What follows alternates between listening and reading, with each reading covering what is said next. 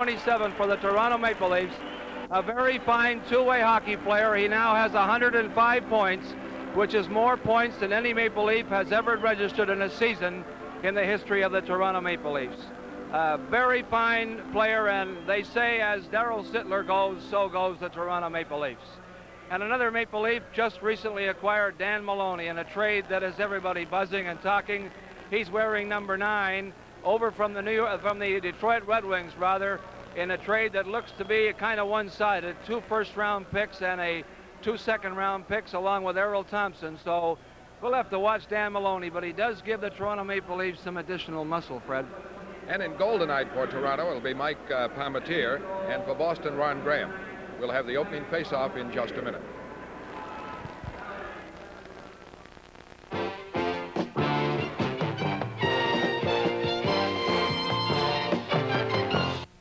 When it's stew time and you're hungry, turn to Brigham's. When you can't go home to soup time, turn to Brigham's. When your tummy starts to talk and you don't have to do much walking, the next time you get hungry, turn to Brigham's. When the movie's done, you're hungry, turn to Brigham's. When the home team's finally won one, turn to Brigham's. We've been doing lots more cooking. When you're hungry, take a look in. The next time you get hungry, turn to Brigham's. What you doing, dear? Underlining numbers we call in the phone book. You're writing in the phone book? If the phone company finds out... Oh, the phone company wants you to do it. It's quicker and easier than calling directory assistance. Anyway, it's our phone book, right? Well, I guess. Here, mark the numbers you call a lot. You sure it's all right? Uh-huh. What you doing, Dad? Nothing. Nothing.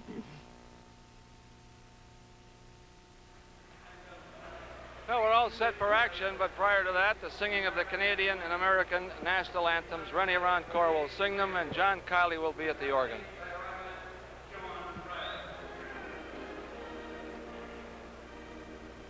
Oh, Canada, our home and native land, true patriot love in all thy sons' command.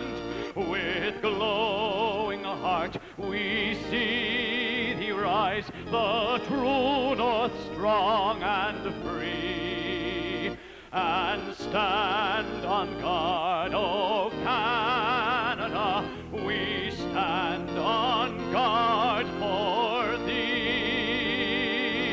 Oh Canada, glorious and free, we stand on guard, we stand on guard for thee. Oh Canada, we stand on guard for thee.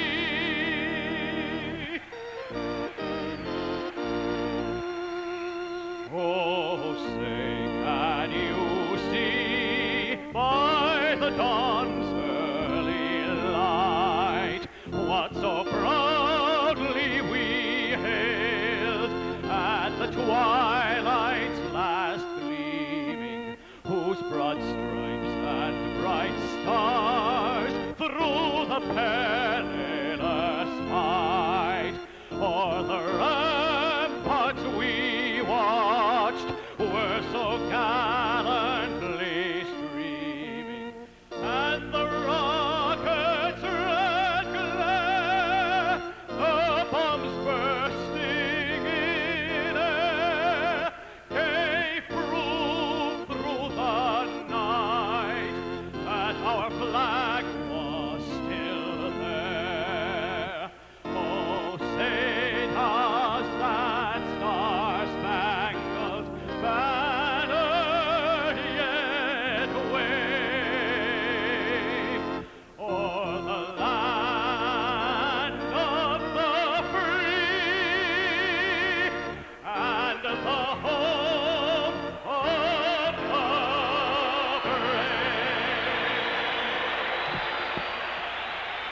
the officials for tonight's game, the referee, John McCauley, Leon Stickle on our right, and on our left is Will Norris.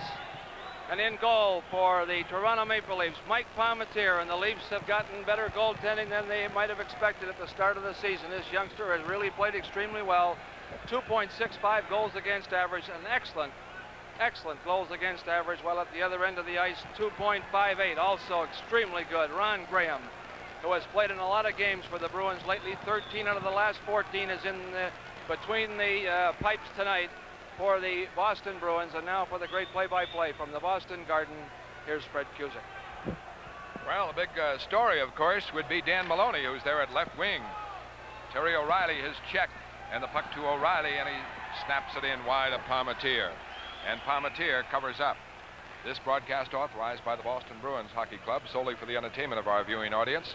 Any broadcast, rebroadcast, or other use of the accounts and descriptions of this game without the express written consent of the Boston Bruins or TV 38 is prohibited. 27-year-old Dan Maloney, there you see him at left wing. At center, Sittler, one of the greats. And at right wing, Lanny McDonald, a big line. Maloney broken up by Park inside the line for O'Reilly. O'Reilly for McNabb. And O'Reilly was hit by Glennie as the puck goes in. And here's O'Reilly and Maloney going at it again.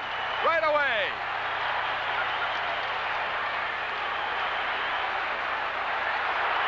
Maloney and O'Reilly flailing away at each other. I thought it was Glennie who tagged O'Reilly. And Maloney now hanging on,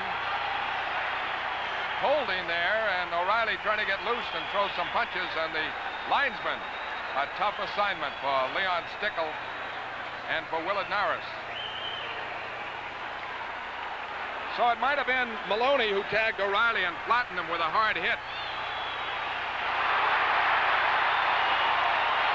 I thought it was Glennie, but they right up O'Reilly flailing away at Dan Maloney. And the linesmen finally move in.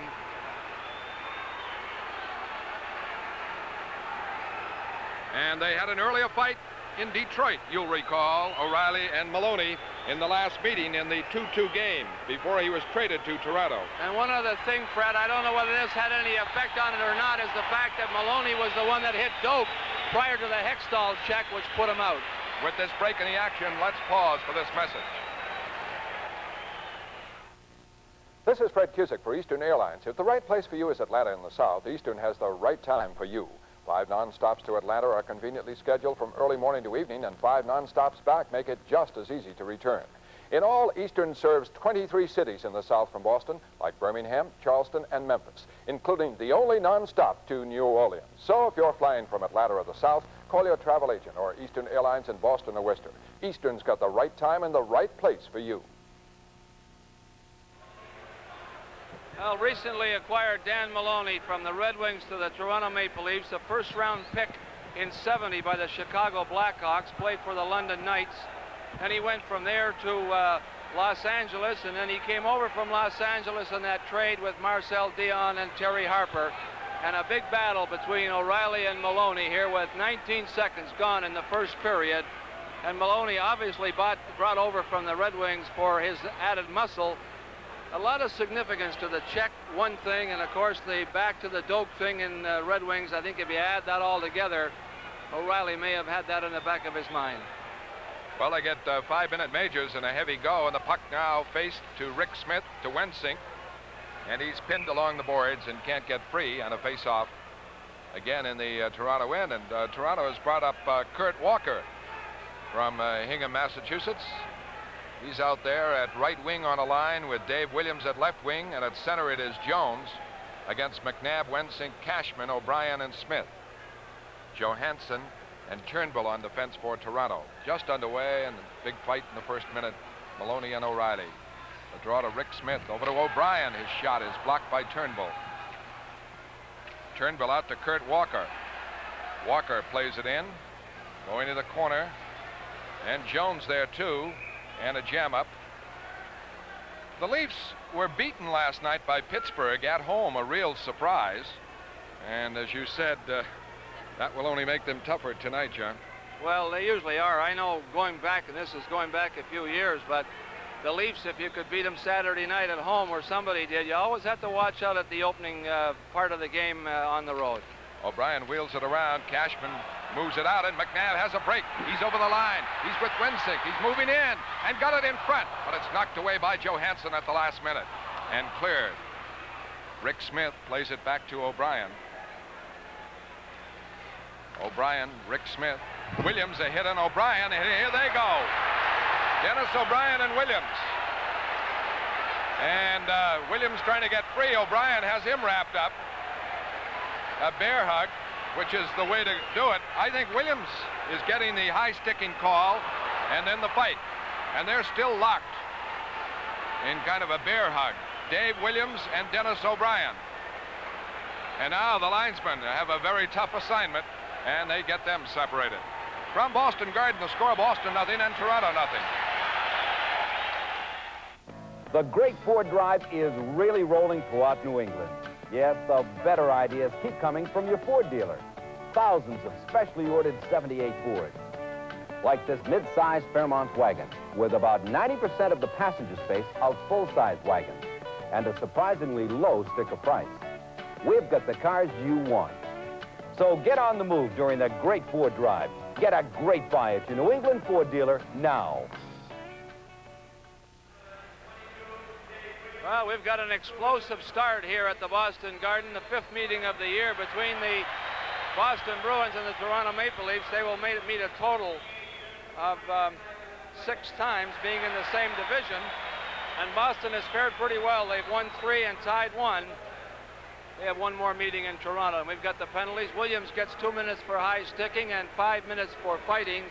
And O'Brien draws a 5-minute major penalty for fighting, so the 5s cancel off.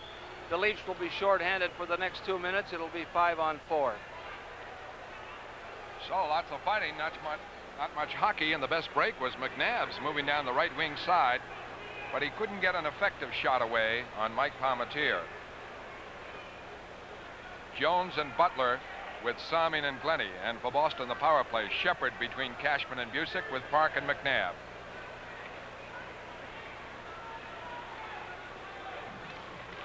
.104 the time of the Williams-O'Brien outbreak. Puck to the Leafs, they clear it. O'Reilly and Maloney went out after 19 seconds.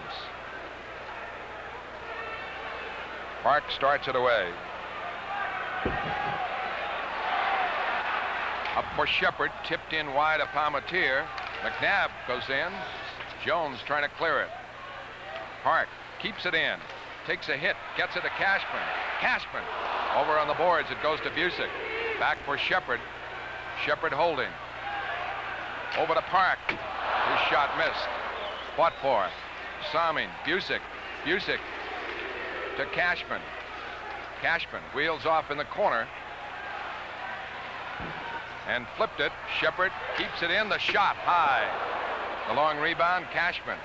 To McNabb cutting in front. McNabb wheels. Shot blocked by Glennie. Kept in by Cashman. To McNabb. Back for Park. Up for McNabb. Over to Busick. Intercepted by Salming and cleared away. 50 seconds left on the penalty. The Bruins with 44 power play goals. And Park starts it out. For McNabb. To Busick. For Shepard. To Park. Shot. Blocked in front. Goes wide. Busick. Salming battle. And around the boards, it's back to Park. Park holding. Into Busick. He can't get it. Now Cashman trying on the other side for Shepard. To Park. For McNabb. He's covered by Turnbull.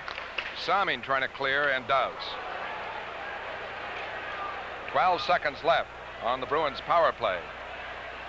Park down. Pokes it up now to Jonathan. Jonathan starting out. Too many men on the ice. Possible penalty against Boston. And that's it coming up. From Boston Garden, a break in the action. This is the Boston Bruins television network. Off for Schmatz over the line. Fires. It's wide. Rebound. Marcotte in front. Scores! Young Rundell! When the Bruins score on TV, you win at the finest. Every time the Bruins score on TV 38, you can win a pair of tickets to a Bruins home game and $25 in gift certificates at the finest. You can even win a vacation for two in sunny San Juan. Enter now at any finest supermarket and watch on TV 38. Score at the finest. Well, sometimes when a team is changing, the man going off is a little slow to get to the bench, or the man on the bench a little premature getting onto the ice. And the combination of the two sometimes catches a team with 6 men on the ice, and the Bruins have just been assessed a too many men on the ice penalty at the 3-minute mark of the first period. And 4 seconds.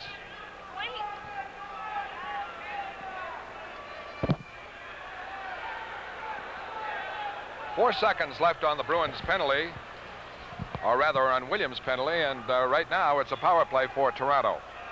Boston with Milbury and Rick Smith on defense, Marcotte and Bob Miller up front. The power play for Toronto, no score in the game. Cashman is serving, too many men in the box. 52 power plays for Toronto. And this is Wilson, a rookie, for McDonald. Broken up, center ice, Rick Smith. Turnbull on it again now. Sittler, McDonald, Boutet, the forward line. And the puck rides up, and Boutet has it over the line, hit by Marcotte. Keeps it in. Checked by Marcotte. Rick Smith trying to wheel it around. Does. And outside the line. Wilson, the rookie, and Miller, the rookie, after him. And the pass up goes to Boutet. Plays it back deep to Turnbull. Boston short-handed. No score in the game. And Boutet starts it out. Looking for Sittler. Sittler over the line. The shot. Bouncer and a hard shot and a save by Ron Graham. And 1 minute exactly left on the penalty. This afternoon, Chicago beat Pittsburgh 9-1. In every Bruins hockey game, Schlitz Light Beer will name the most valuable player of the game. In the meantime, remember, it took Schlitz to bring the taste to light. And that one other game completed this afternoon, St. Louis at Washington. The Blues won it 3-2 over the Capitals, but last night the Capitals did it to Cleveland 8-2. Sittler trying to get the face-off. Back for young Wilson. Wilson loses to Marcotte. With Shepard. Clears it in deep. And Shepard in forechecking. Try to sweep it back, but Sittler collects. His pass stopped by Rick Smith. And fed right back in the Leaf zone. 40 seconds left in the penalty. Salming is out now. Bumped by Shepard, and Shepard goes down on a ricochet off the check. Salming with Sittler starting out. Marcotte, Shepard, the penalty killers. And it goes up to young Wilson. Wilson to Sittler. He kicks it in the zone. Graham out. Trying to wheel it around. Stopped by Lanny McDonald. Kicked free to Sittler. Broken up, Rick Smith. Around for Marcotte. Marcotte clears out. 10 seconds left on the penalty. Rattel is out for Boston. Salming moves it off to Mike Pelech, who's playing forward. Now to Sittler. Back for Pelech. He's taken to the boards by Milbury on a good hard check. And Shepard trying to move it out. Does so. Rattel, Sittler battle. Shepard now over to Park, and the Bruins getting organized. Jonathan with it. Up for Middleton, can't move. And Mike Pelech clears it in the Boston end. O'Reilly and Maloney still in the penalty box. O'Brien and Williams. Puck kept in by Ellis. Pass stopped by Park. Sends Rattel away with Middleton and Jonathan. Flips it for Jonathan. He has to go to the corner deep. Jonathan wheeling. Gets it to Rattel. Quick shot. Save. Palmetier. Best chance of the game. Centering pass. Bounces Sims. Right defense. A screen shot deflected wide. Sims right defense. Milbury left. Milbury keeps it in at the point. Now Ellis with it. Trying to come out. Checked by Rattel. Jam. And a face-off.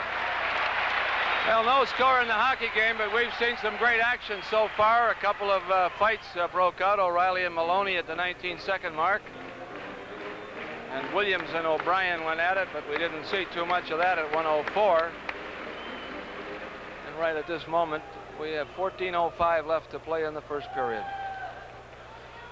Jean Rattel, Rick Middleton, and Stan Jonathan with Milbury and Sims. First time we've seen Sims over in right defense.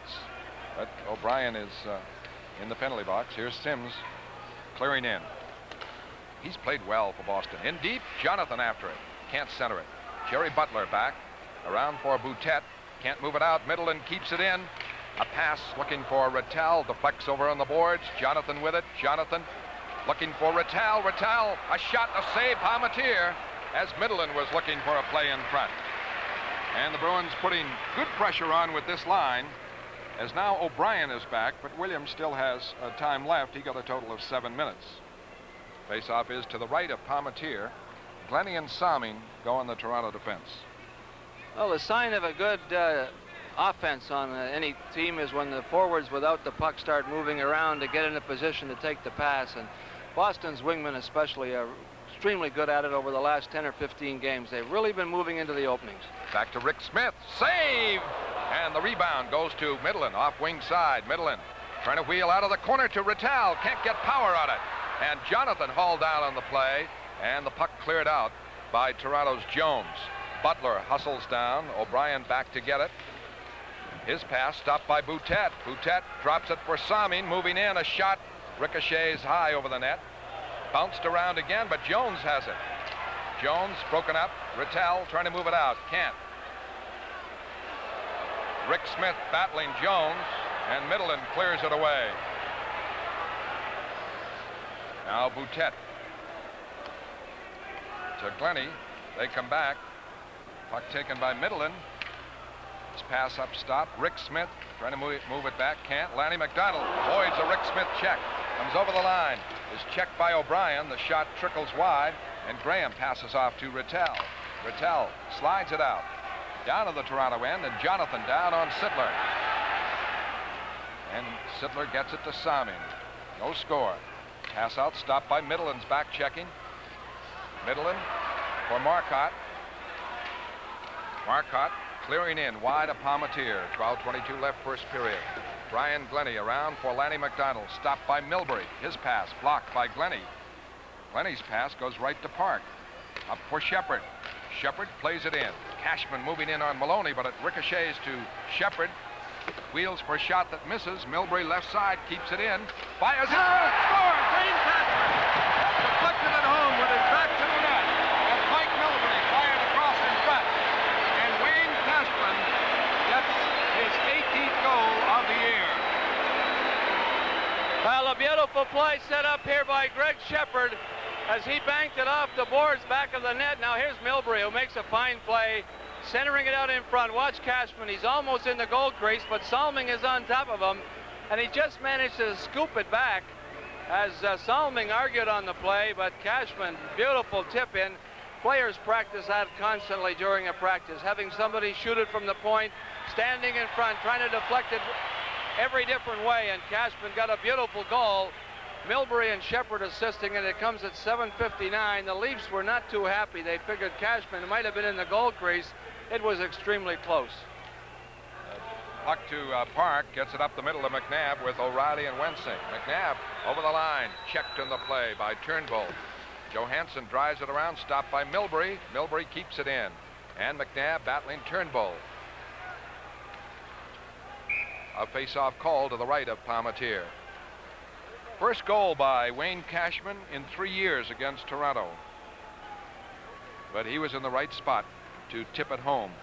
We talked about the record, Fred. Most number of players over 20 or over in a season. Boston has the combination of what could be 11. Cashman had 17. He now has 18.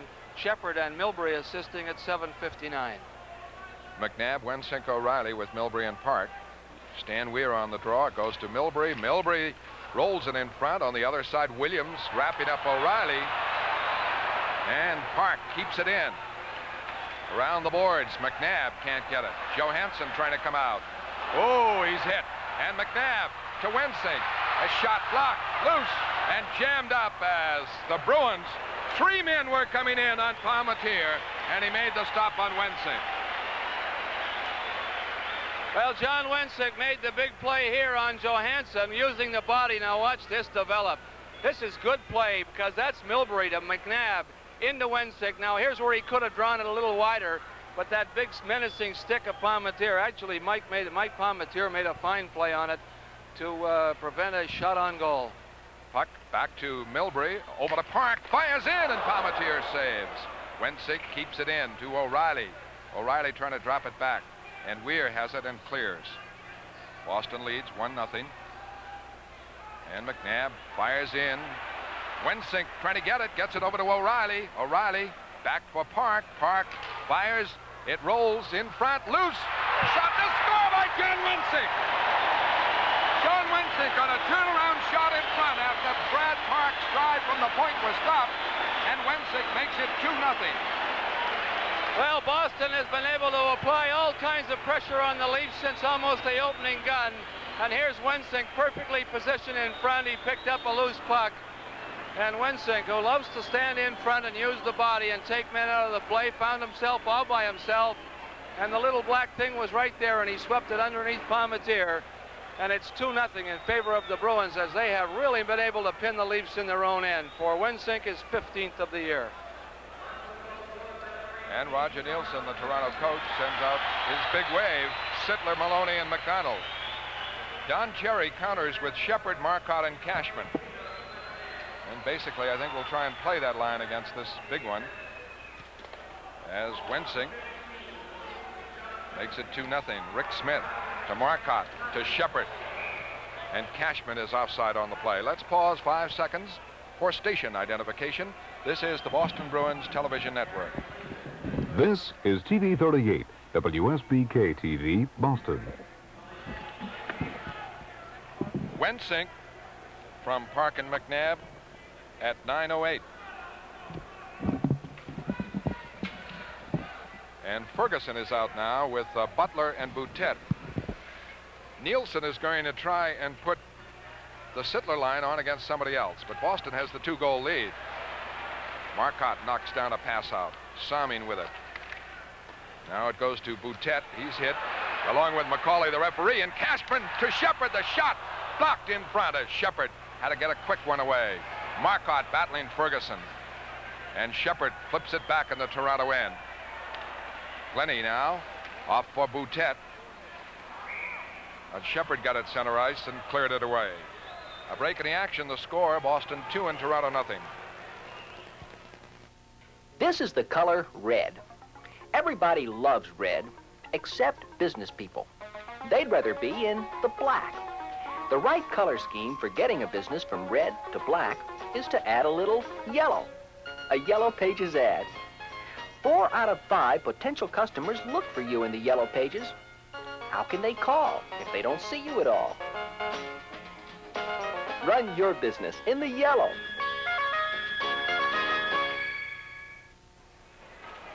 Little bit of line juggling here. I think Roger Nielsen, the coach of the Leafs, would like to play Sittler's line against Rattel's line, but Cherry's not going to allow him to do that because he has the last say on the home ice, and Shepard's out there with against Sittler. Shepard, Cashman, and Marcotte stay out there. Now the Leafs change. And this one went off Cashman to the Leaf bench. So Nielsen's going to spend a lot of time doing this. Down 2-0. I don't know. It's to me, it's a waste of time trying to jockey now. Well, one of the problems with the Leafs really is all their scoring, or most of their scoring, is in one line. Sittler, Maloney, and McDonald. A very fine two-way line, probably one of the better lines in the league, if not the best. But they really combine beautifully. But behind that, they do not have the offensive power to sustain the attack. Puck fed to the Boston zone, and this one is called for an offside. But if he's going to be putting the line out there and taking them off, I'm thinking of Nielsen. He's wasting a lot of momentum. Well, the strategy, Fred, would be to play your top line against anybody and hope they're going to survive, right? The more you jockey, the more you lose the momentum of your big line. And here's Rattel going out with Sittler in there, and now we're going to have a little jockeying going on, but I'm sure the referee's going to step into the middle of this in a moment.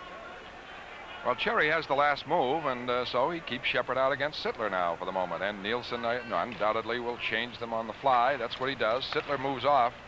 And to me, that wastes an awful lot of momentum. I mean, distraction from getting things going. Dennis O'Brien rushes center ice to Rattel. Rattel trying to move in, and Jonathan is offside on the play. 9:31 left, and very frequent whistles, and it's okay with Boston. They're ahead 2-0. Well, without overdoing the matchups, Fred, which sometimes can be overdone, Marcotte is great on McDonald because McDonald likes to come in as a trailer. Marcotte never leaves him alone. He stays right with him. He doesn't go ahead of him too far, which is what McDonald likes. And then you've got the problem of Shepard on Sittler, and Shepard is great on those big men. He gets underneath them where they can't maneuver as well as they would like. Perreault, he drives them nuts for Buffalo.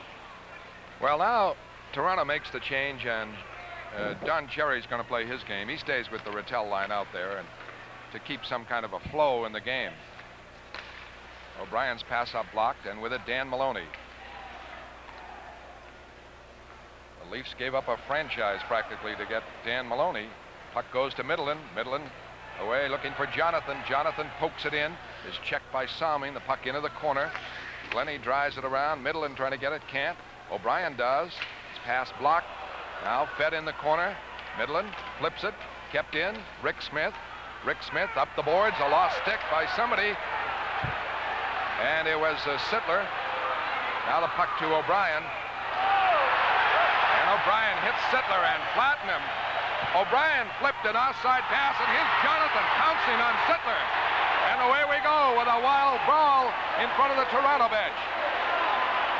It appeared to me that O'Brien had whacked Sittler, and Stan Jonathan came right over and pounded Darryl Sittler.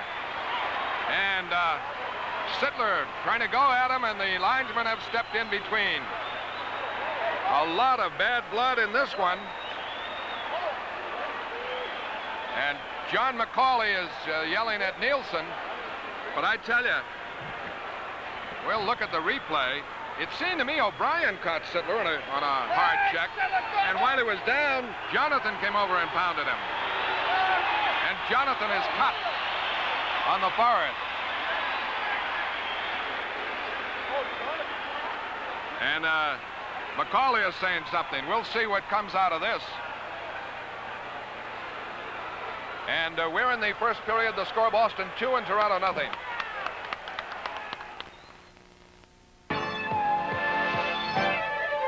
Announcing the great Dodge option sale. Here's the 1978 Dodge Aspen, the greatest sales success story in Dodge history. Now with 16 popular options, sticker priced at $250 less than the cost of these options if purchased separately. Electronic options, styling options that come to your Dodge dealer at sticker prices that let him help you save during the great Dodge option sale. Today's Dodge dealers got it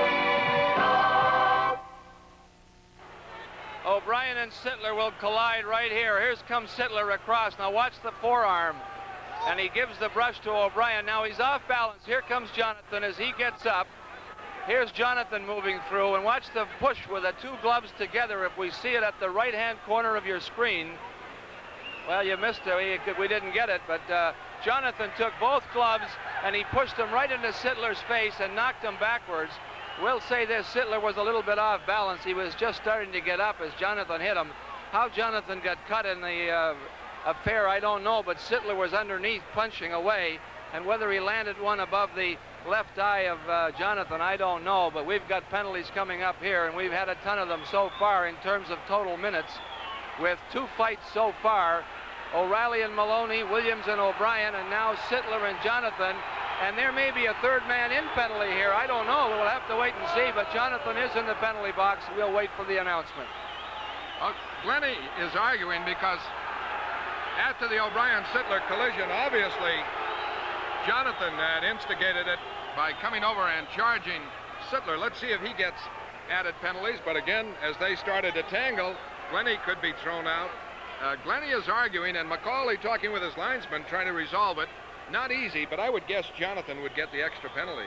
Well, Jonathan could conceivably get a third man in penalty. I don't know how they're going to call it. You don't have to have a fight going on to have a third man into an affair. It can be high sticking. It can be roughing against the two combatants. But we're going to wait and see what the announcement is. Jonathan could be through for the night. Well, right now he's sitting in the penalty box, and McCauley is trying to straighten out the assessments.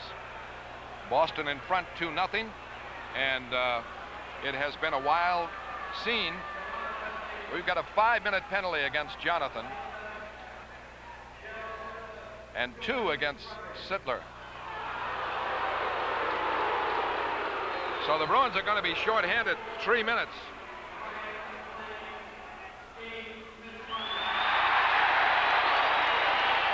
Brian Glennie gets a game misconduct as the third man in. Well, he separated the good check by Sittler and O'Brien, I guess, and figured that it was Jonathan and Sittler going at it. Glennie moved through the circle and picked up the back of Jonathan, and he is assessed a game misconduct as the third man in. So the referee has finally put it to bed, and I would say, Fred, that he called it pretty well. I never gave it much thought that O'Brien and Sittler, nothing, right? They were just a check. Good body checking. But the Jonathan Sittler was what started it, and then Glennie, naturally, being the third man in, draws a game misconduct. The penalties come at 11 minutes and 17 seconds of the first period. Glennie out of the game, you see him go. But Boston, after 2 minutes, is going to be short a man for 3 minutes. A power play for Toronto. But let me say, I don't bet that anybody has challenged Darryl Sittler like that, right in front of the Toronto bench, as apparently Jonathan thought maybe Sittler gave O'Brien the worst of it, but that didn't happen. O'Brien, in that collision, seemed to throw a left, could have been a punch, and down went Sittler. Well, it was obvious at the start with O'Reilly and Maloney and Williams and O'Brien that the players were not going to stand around and wait to be invited. They were just going to move in and do something about it. We're looking at Jonathan, who gets a 5-minute major, and there have been 41 minutes of penalties in this game already, and we still have 8 minutes and 43 seconds left to play in the first period. It all started 19 seconds into the game, O'Reilly and Maloney, and it has continued. But meanwhile, the Bruins have interspersed 2 goals by Wayne Cashman and John Wensink. And right now, both teams are shorthanded. McNabb and Miller with Milbury and O'Brien for Boston. Weir is out there for Toronto. Turnbull being checked by Miller. Now McNabb. And Miller steps in, but Ellis gets it off to Weir. Weir broken up at the line. A pass over on the boards to Pelech, who has to play defense now. Play broken up. Now O'Brien can't control it, and Ellis keeps it in. Back for Weir. Now to Turnbull. His shot misfired, trickles in, and O'Brien takes it around for Miller. Miller runs into Pelech, and here's a lead pass. Milbury to McNabb, moving in, the shot, the save, Palmatier, and the puck to Milbury, trying to drop it back to the point, couldn't do it, as the Bruins had a good chance there. O'Brien up for McNabb. McNabb's pass is stopped by Ron Ellis. In 1 minute and 9 seconds, the Leafs will have a man advantage and will have a 3-minute power play. That's a major. Here's a break now, 2-on-1. Weir with O'Brien back alone, Turnbull there, and the pass in front, blocked, score! Weir rolls it in the corner as Stan Weir gets the score for Toronto, and that makes it 2-1. Well, not a good goal to have scored against the Bruins while they face the 3-minute man disadvantage situation. Here's Weir with a good individual effort, using number 2 Turnbull as a partial screen on O'Brien, and he cut right in front, and that puck eluded Graham, and the Leafs, on a very fine individual effort by Stan Weir, get on the scoreboard. He's number 14, and he scored the goal, and it comes at 12 minutes and 21 seconds of the first period. Well, that was a 2-on-1 situation, something the Bruins certainly should not have allowed under the circumstances. O'Brien clears it around now, and Milbury, trying to poke it out, is knocked down on the play. The puck kept in by Boutet. He's checked by Rattel. Rattel in turn checked. Ferguson has it. Ferguson off in the corner. Back for Pelech.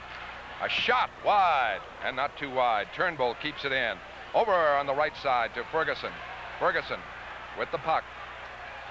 Flipped in front, knocked away by Rattel. Rattel trying to move it out. Milbury jammed up, and the Bruins take the whistle and a face-off to the left of Ron Graham. In 19 seconds, the Leafs will have the power play. Sittler will come out of the penalty box, and Jonathan will have 3 more minutes left on his major. Weir's 9th of the year from Ellis and Pelech at 12:21, as the Bruins were caught in a 2-on-1 situation. O'Brien, the only defenseman back. Marcotte and Shepard are discussing a situation with John McCauley. Both teams are short. Both teams have men in the penalty box. But Sittler will be out in 19 seconds. Now McDonald keeps it in for Salming. Shot blocked by Park to Marcotte. Shepard broke a stick. Marcotte fires a long one in on Palmatier. And Turnbull starts it back. Can carry well. Checked by Park. The drop pass checked by Marcotte on Williams. And it's jammed on the boards and a face-off call. And now Toronto has the man advantage. Shepard and Marcotte with Park and Rick Smith. The power play Toronto has Sittler, McDonald, and Williams.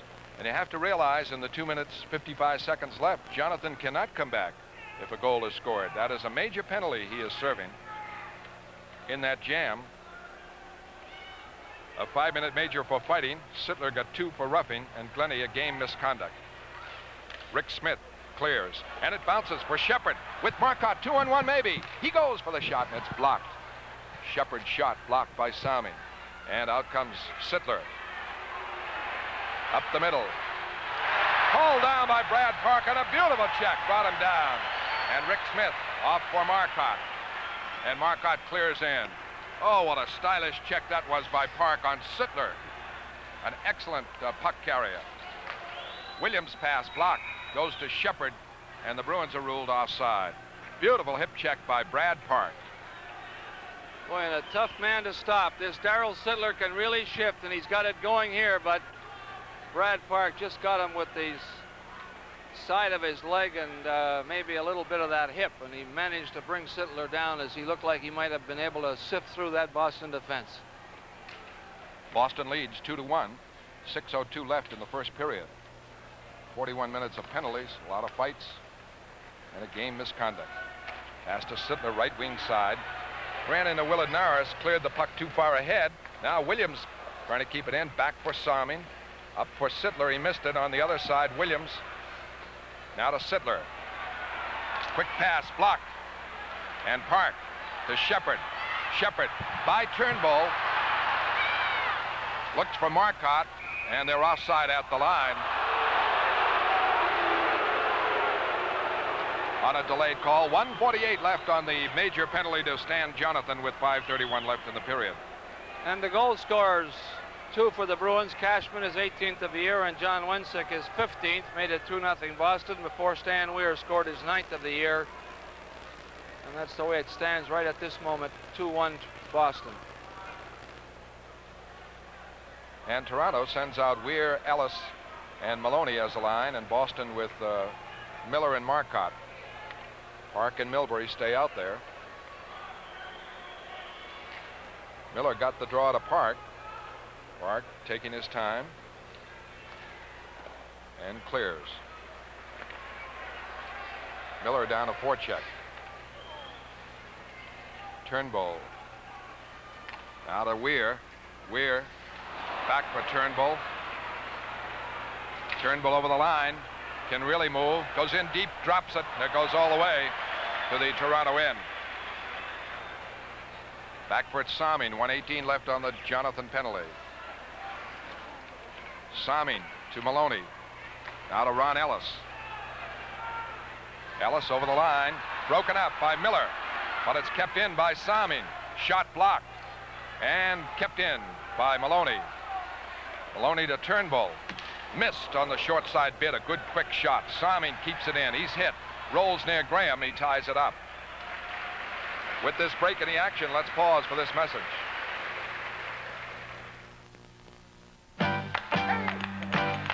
You can take away my hook shot and the pass behind my back. You can take away all my deceptive moves and my slam dunk attack. You can take away my rebound, my fast and fancy play. But please don't take my gusto away. If you don't have sex, you don't have gusto. Brother, you don't have faith. Say, man, you double dribble my gusto. Face out to the left of Graham. 52 seconds left on the penalty. Shepard out there on the draw. It goes to Toronto. Salming. Salming's pass blocked by Park and cleared. Park and Rick Smith. Miller and Shepard, the penalty killers. 40 seconds left on the Toronto power play. Boston leads 2-1. McDonald off for Sittler. Sittler broken up by Park. Penalty, Sittler. Sittler for tripping. Delayed call. He tripped Park after Park broke him up. And Williams protesting. Out goes Sittler for hooking Brad Park. Well, you never get around Brad Park when he's coming at you from an angle by faking this kind of a draw, because you watch what he does. He's got such great control of his skates, and there's the hooking call right there as Sittler knocks down Brad Park. But Park, when he turns and comes at you sideways, he's got those skates parallel. Very difficult to pull the puck between his skates because he's moving and there's not much room. And he can control that thing very, very well, and he just took it away from Sittler. Sittler slowed up, John, too, trying to make some kind of a move there, too, and that takes a lot away from Sittler. Well, you see, when you go to shoot, naturally a player slows down because he wants to get the momentum behind the shot. Sittler faked the shot. Then he tried to slide by him at the last minute, but Park was right there. Rattel, O'Reilly, Rick Smith, and Park. 22 seconds. Jonathan will be back, and then Boston will have a power play. Boston leads 2-1. Goals by Cashman and Wensink. Weir for Toronto. A pass looking for Pellick. O'Reilly has it. Now Rick Smith. Jonathan will be out shortly. Up to Park. Park over the line. Loses to Jones. Jonathan out. Power play Boston. Around the boards, O'Reilly trying to keep it in. Does. O'Reilly avoids a check of Pellick. Drops it for Park. Right point. Power play for the Bruins. Now to Rick Smith. Quick shot in. Deflected. High. O'Reilly gets the rebound. Knocked down. Got it to Park. Park knocked down. Rattel has it. Rattel moving. The shot blocked in the corner. It is Salming. Checked by O'Reilly. Goes up to Jones. He's checked. O'Reilly got it back to Park again. Park holding. In for Rattel. Rattel over to Rick Smith. Back for Park. It's outside the line. 50 seconds left. Park to O'Reilly. Trying to get away from Jones. Does. O'Reilly to Rattel over the line. Back for O'Reilly. Back for Park. He missed it. And Butler and Rick Smith race and battle for it. And O'Reilly starts it back. Still a power play. O'Reilly up the middle. Check. Puck to Rattel. A shot blocked by the Leafs in front and cleared away. 18 seconds left on Sittler's penalty. 2:24 left in the first period. 2-1 the Bruins lead. Rick Smith starts it out. Clearing in wide of Palmatier. Palmatier himself clears it around the dasher, and Johansson starts it away. Looking for Ferguson. He's got it. He's over the line. He's broken up by O'Brien. Back comes Rattel. Full strength Toronto. Rattel in for Cashman. It goes into the corner. Johansson there. Checked by Cashman. And the clear goes into the stands. The faceoff will be to the right of Mike Palmatier. Coming up between the first and second periods, John Pearson will be talking with Darryl Sittler. Mini 1-on-1 action continues with a semifinal round match in squirt competition as Winthrop meets Kennebec, Maine. McNabb, Middleton, Wensink the line. Face off to the right of Palmatier. Poked in front. Batted away by Toronto. Middleton checks Williams. Wensink over there. A jam. And a face-off call by McCauley outside the line. 1:42 left in the period. Wayne Cashman is 18th. John Wensink right there scored his 15th. And then Weir for Toronto. And the Bruins lead it 2-1. Weir is centering Williams and Ellis. Johansson. Long drive in. Rebound Middleton. Can't move it out. Weir kept it in. His pass stopped. And out comes McNabb with Milbury. Cleared in wide of Palmatier, who touched it.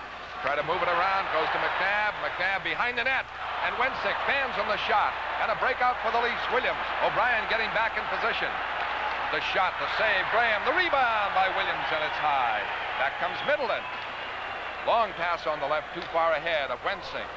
And Johansson gets it. His flip pass stopped by Middleton. Middleton starting away. lead pass into the Toronto zone. 1 minute left in the first period. Boston leads 2-1. Johansson holding behind the net. Long pass connects with McDonald. Now Turnbull. Broken up. Rick Smith got it over on the other side to Marcotte with Middleton. And Marcotte lost it, gets it again. Flips it in wide of Palmatier.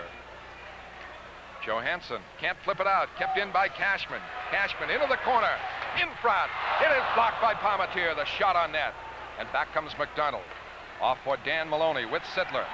Pass to Sittler. Broken up by Park. 17 seconds left. Cashman back coming up on Pelech. Drives, and it's deflected by Pelech high in the corner. Marcotte trying to keep it in. Wheels it around the boards. Maloney there. Shepard checks. Back for Park. They can't keep it inside the line. McDonald rushes with 2 seconds left. His shot is wide, and the period ends. Score at the finest with the Bruins in the first period tonight. The Bruins scored 2 goals. And Robert Mistretta of Winchester, Massachusetts, and Francis X. Coleman of Alston, Massachusetts, are winners of 2 tickets to a future Bruins game, plus a $25 food certificate from the finest. Enter now at your finest supermarket and score with the Bruins. At the end of 1, 2-1 the Bruins. Tom Larson will be right back with first period intermission after these messages.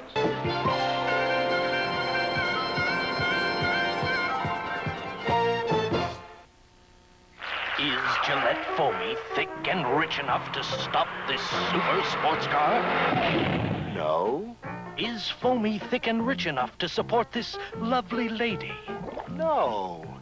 Is Foamy thick and rich enough to hold up this husky hiker? No.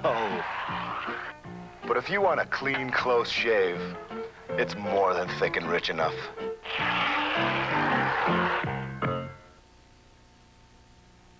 It's that time of the year when McDonald's is serving Shamrock Shakes. Take one sip and a little luck of the Irish could come your way. Come try our Shamrock Shakes now. There's something fun. Good luck may come your way now. They're frosty, triple thick and green. Give one a try. A little Irish luck is easy to come by at McDonald's. Shamrock Shakes, we do it all for you. Here's to good luck. Thousands are winning in the daily numbers game. Everybody has a lucky day or a lucky week now and then. Everybody has a lucky number. You have a grandchild that's birthday or your wife's birthday. Those are lucky numbers. Play them. They cost you so very little, but the thrill that you get out of it is terrific. Do you think it's easy to play the numbers game? Oh, sure, yes. Takes you 1 or 2 minutes and tells you exactly what to do on the slip of paper. Have you played your number today?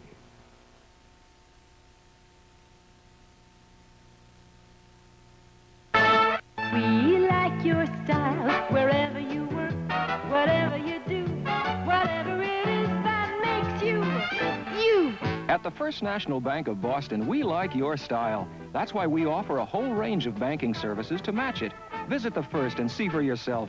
See how our style of banking fits your style of life. Here at the First, we like your style. Well, after 1 period of hockey at Boston Garden, it's Boston 2 and Toronto 1. First period shots on goal, Boston 9 and Toronto 4. Back to John Pearson now and his between periods guest, Roger Nielsen. Well, Roger, you're nice to pinch hit for Darryl Sittler, but I can understand Darryl wanting to get a little extra rest after a very physical first period. That's right. It was one of those games that you never know what's going to happen, but all of a sudden it breaks out. And I know, I think we've got a team now that can play tough with anybody, and everyone knows Boston can. So maybe we're going to get more games like this. Roger, do you feel that roughness is a necessary prerequisite to winning in the National Hockey League? Oh, I think so. And even a team like Montreal Canadiens knows that they've got to have some physical players like Chartrand, Lupien, Bouchard, and you definitely need that. You also need some good hockey players as well, but yeah, I think it's a necessary ingredient. And of course that is accentuated, the roughness, by the closer checking, right? A lot of coaches are talking more defensive than offensive play. Well, I think that you have to check to be a good team, to be a Stanley Cup contender, and I think our team has had the scoring. We just got to play a little tighter and perhaps a little tougher. And Boston do a good job that way. They all work hard and they all check and they finish their checks. And you know, I think probably we've got a little better scoring than they do on our team, but we've got to tighten up our checking a little. Is that one of the reasons why the Leafs tried to acquire Dan Maloney from the Red Wings, tough, hard-nosed type of player? No question about it. And we felt we were a little weak physically on the wings, but now on the left side, particularly with Maloney and Tiger Williams and Patty Boutette, we're in a lot better shape that way. Roger, a lot of coaches now are emphasizing defense, as I mentioned before, and back-checking. You think that's hampering the freewheeling, high-scoring type of hockey player, or don't you think it makes any difference? Oh, no, if a team is doing their job checking, naturally the game becomes tighter and the freewheelers can't go as well. Take tonight now, a player like Sittler and McDonald, who are our probably two best scorers. They have a rough time putting out nice passing plays, and you know it's a grind them out game. And fortunately, they can play that type as well, but it's different than a game where the guys are just freewheeling up and down. Of course, that's one of the things that Boston or the opposition would look for against Sittler and McDonald, wouldn't it? Try to get them close because they are tremendous scorers.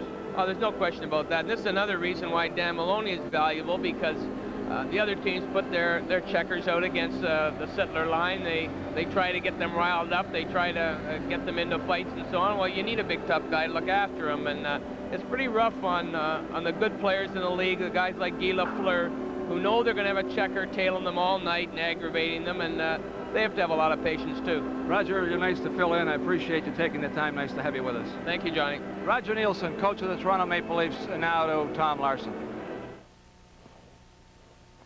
Between period guests receive a Fioravanti suit by Brookfield, another touch of class from Eastern Coat in Watertown. Tomorrow night's NHL 78 telecast should be of considerable interest. The New York Islanders and the Philadelphia Flyers, two contenders for their divisional title, will meet head-on at the Spectrum tomorrow evening. We'll have that telecast here on TV 38 starting at 8 o'clock. On Tuesday night, Boston at Cleveland at 8. Thursday, the Blackhawks at Boston Garden at 7:30. And next Sunday evening, it'll be Montreal at Boston. We'll get another semifinal match in this year's mini one-on-one here in a moment. Squirt competition as Winthrop meets Kennebec, Maine.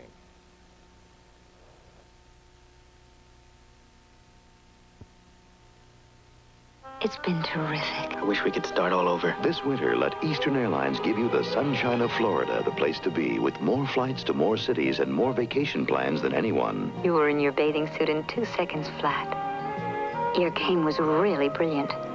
Mickey had a real crush on you. Let Eastern sunshine in Walt Disney World, Miami, Fort Lauderdale, and 13 other Florida cities brighten your life. I really love the husband I discovered down here. Eastern, we've got your sunshine.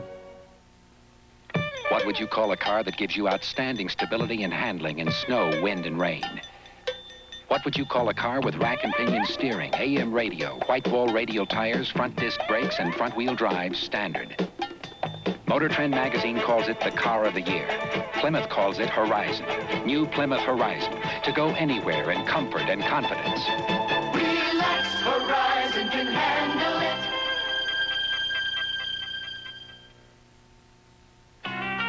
You can take away my drummer, take away the bass. You can take away my guitar picker and close down the place. You can take away my keyboard, I can swing it night or day. Just please don't take my gusto away. If you don't have schlitz, you don't have gusto. And brother, you don't have beer. Firestone, Superstone. Night when I was making the Ride magazine, half Firestone was given away free. 3 Fords, that is something to see. The #1 van machine. Ooh, supreme! A 4x4 that's really more. A mini pickup. It makes my heart go giddy up. 30 little machines, what a scene. All you gotta do to enter is run to Firestone's Tire Centers. Firestone Superstone Sweepstakes. From Winthrop, the goaltender is Norman Blanchard, and the shooter is Spike Tiano. They go up against goaltender Mickey Boardman and shooter Anthony Fonts from Kennebec, Maine.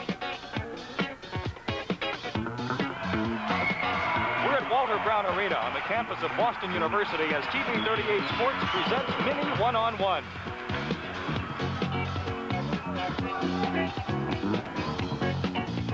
Folks are kind of charged up here around DeGregorio because we're in the semifinals of squirt competition. Winthrop and Kennebec Valley, Maine. Winthrop has been here. This is their 4th year, but they've never won this thing. And Kennebec Valley, Maine is here for the first time with a chance to win it. Yes, and little Anthony Fonts from Kennebec Valley, Maine has been very impressive as a shooter, as has Spike Tiano from Winthrop. 2 excellent shooters. And we pick up Spike Tiano first as he cruises in on Mickey Boardman, the Kennebec Valley, Maine goaltender. And Tiano gives Winthrop a 1-0 lead. All right, check little Anthony Fonts. It's F-O-N-T-E-S. He is a little guy, but can he skate and can he shoot? Norman Blanchard is the goaltender. A goal. May have jammed it against the post, but the save was made. Norman Blanchard made a nice play on that, just holding his ground and waiting for little Fonts to come in. Winthrop leads 2-0. Tiano scores to make it 3-0 after 3 shots. Winthrop is out to a quick 3-0 lead.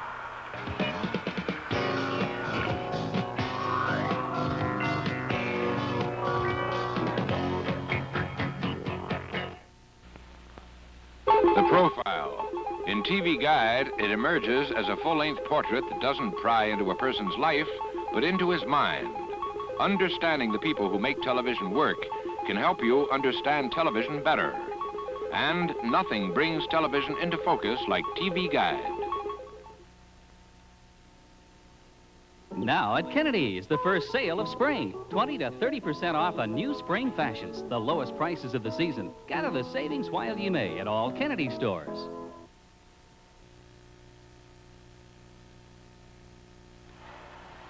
Here comes Anthony Fonts, and why he's a good goal scorer is that he watches, he holds, he waits for the goalie to commit himself. But what Blanchard didn't do was commit himself. He held his position, and then he made the save. It was because he held his position long enough to force the forward to make the first move. Well, this kid is fun to watch. Anthony Fonts, who's the shooter from Kennebec Valley, Maine. He has to score here, or Winthrop will win the match. Makes the fake inside, but Blanchard made an awfully fine reaction to poke that one away. 4-0 Winthrop. So Winthrop has moved into the finals against Edgewood, Rhode Island. Will take these final 2 shots just to complete the series. Spike Tiano, Winthrop shooter, makes it 5-0. So Winthrop is making this one pretty easy. 1 more shot for Anthony Fonts. I'll tell you this, Kennebec Valley has done very well for their first appearance. Here's Fonts. Flips a soft shot that almost got by, but he made the save with a glove, and it's a shutout in this semifinal match as Winthrop advances to the final round over to meet Edgewood, Rhode Island in squirt competition. The final score, Winthrop 6 and Kennebec Valley, Maine 0.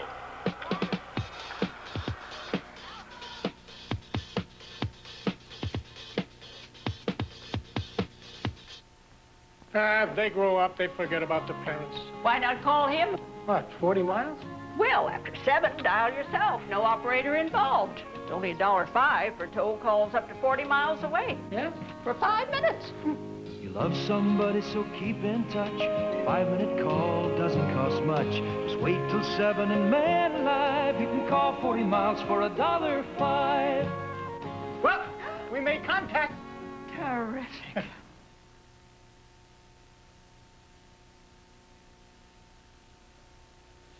Hi, I'm Bob Miller of the Boston Bruins. When it comes to hockey, I'm a professional. And when it comes to feeding your family the highest quality foods at some of the best prices in town, you can't beat the finest. Their beef is always tender and juicy, and their fruits and vegetables are the freshest in town. How do I know all this about Finest? Easy. My mom's been a Finest shopper as long as I can remember, and she knows the pros. So come to the Finest and score with the pros. Listen to what people are saying about their home video recorders. Mine records only 2 hours per cassette. There's a better one. It offers up to 4 hours. Magnavox. I paid extra for a separate timer. Magnavox comes with a timer built in. Can't edit by remote control. With the better one, you can. Costly cassettes. More tape for your money with the Magnavox home video cassette recorder. The better one, new from Magnavox. Monday and Tuesday at Leachmere's Super Sale, you'll save in every department. For example, a deluxe RCA XL 100 color TV, only $314.88. A Gibson 18-pound capacity 3-cycle washer, just $239.88. And a Precor AM/FM stereo with 8-track player and full-size BSR record changer, only $69.88. Don't miss Leachmere's 2-day Super Sale.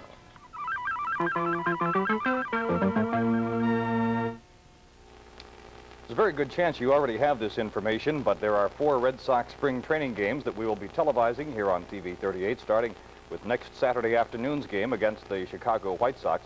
And then on Thursday, March 30th, the Red Sox play the Mets. Sunday, April 2nd, the Atlanta Braves. Tuesday, April 4th, the Pittsburgh Pirates. The club's back on the ice at the end of one period and about set to go for the second.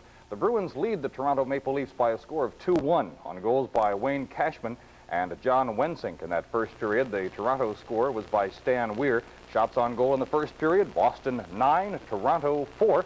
Second period action now with Fred Cusick and John Pearson.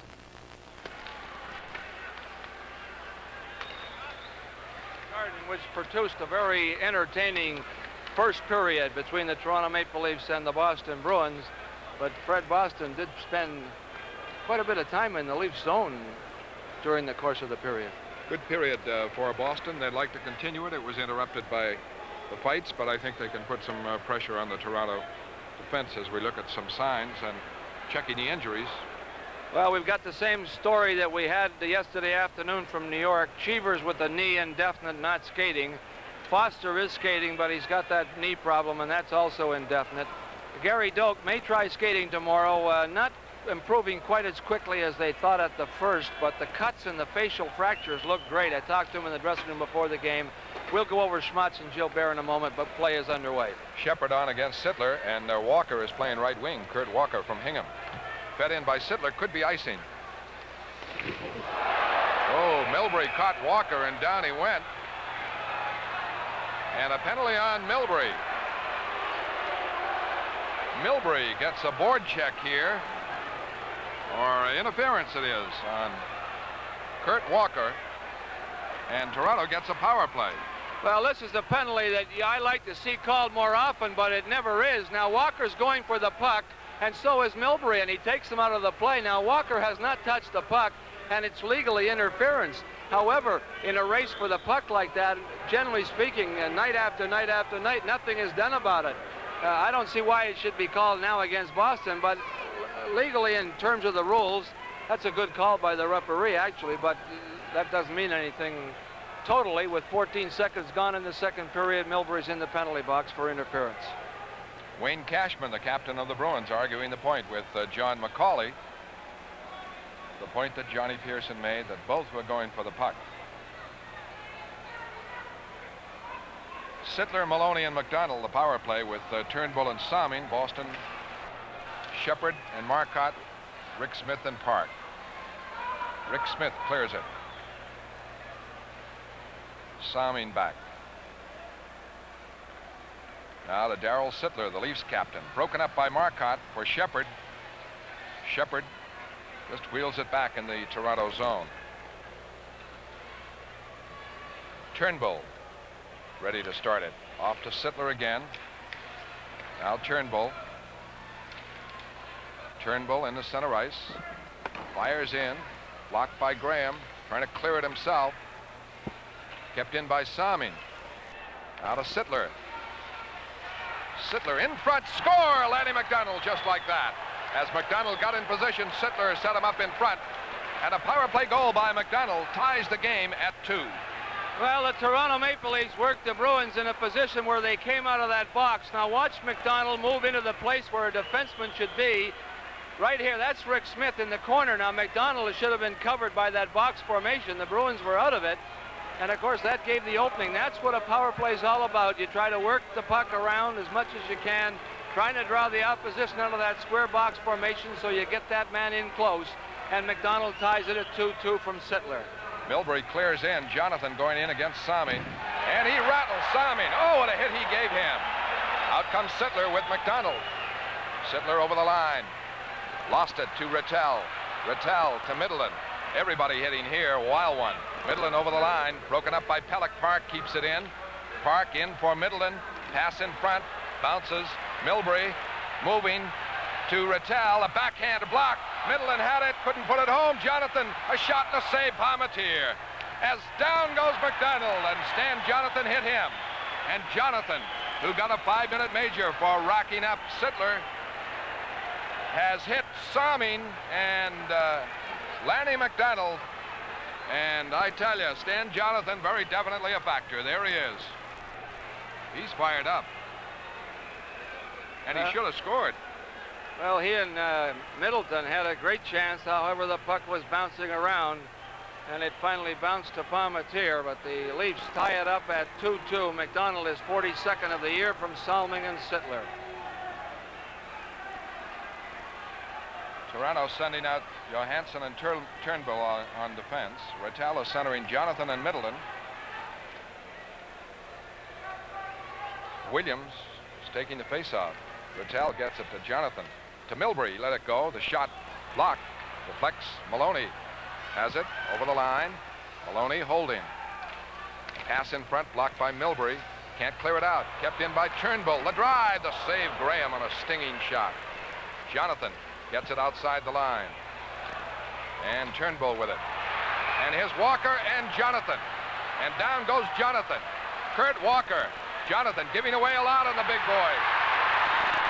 And Jonathan has fought a lot of big ones. Kurt Walker taking him on here. They're kind of wrapped up. Jonathan trying to get free to get a punch in. Walker throwing them. And they're going at it. Jonathan trying to throw. Walker throws some good lefts. And Jonathan gets him down with that body lift. And the linesman atop the two. And it's been quite a night for Stan Jonathan. I tell you, gave away a lot there battling Walker, but did okay. And we have a break in the action. The score, Boston 2 and Toronto 2. Discover that great Cutlass feeling along the highways of your mind. When you drive a Cutlass Supreme, you'll feel the pleasure of a lean new look, the comfort of a roomy interior, the economy of Supreme's EPA gas mileage, 27 highway, 19 city. Test drive Cutlass Supreme at your Olds dealers. Within moments, you'll discover that great Cutlass feeling. There's a lot of news in Olds today. Well, we saw a flurry of these in the first period, and now it's getting to the point where it's detracting from the good hockey that these two teams are capable of playing, and it's a battle royal as Jonathan and Walker go at it. We've had 1, 2, 3. That's the fourth pair-offs that we've had so far in this game, and we're just about a minute 57 seconds into the second period.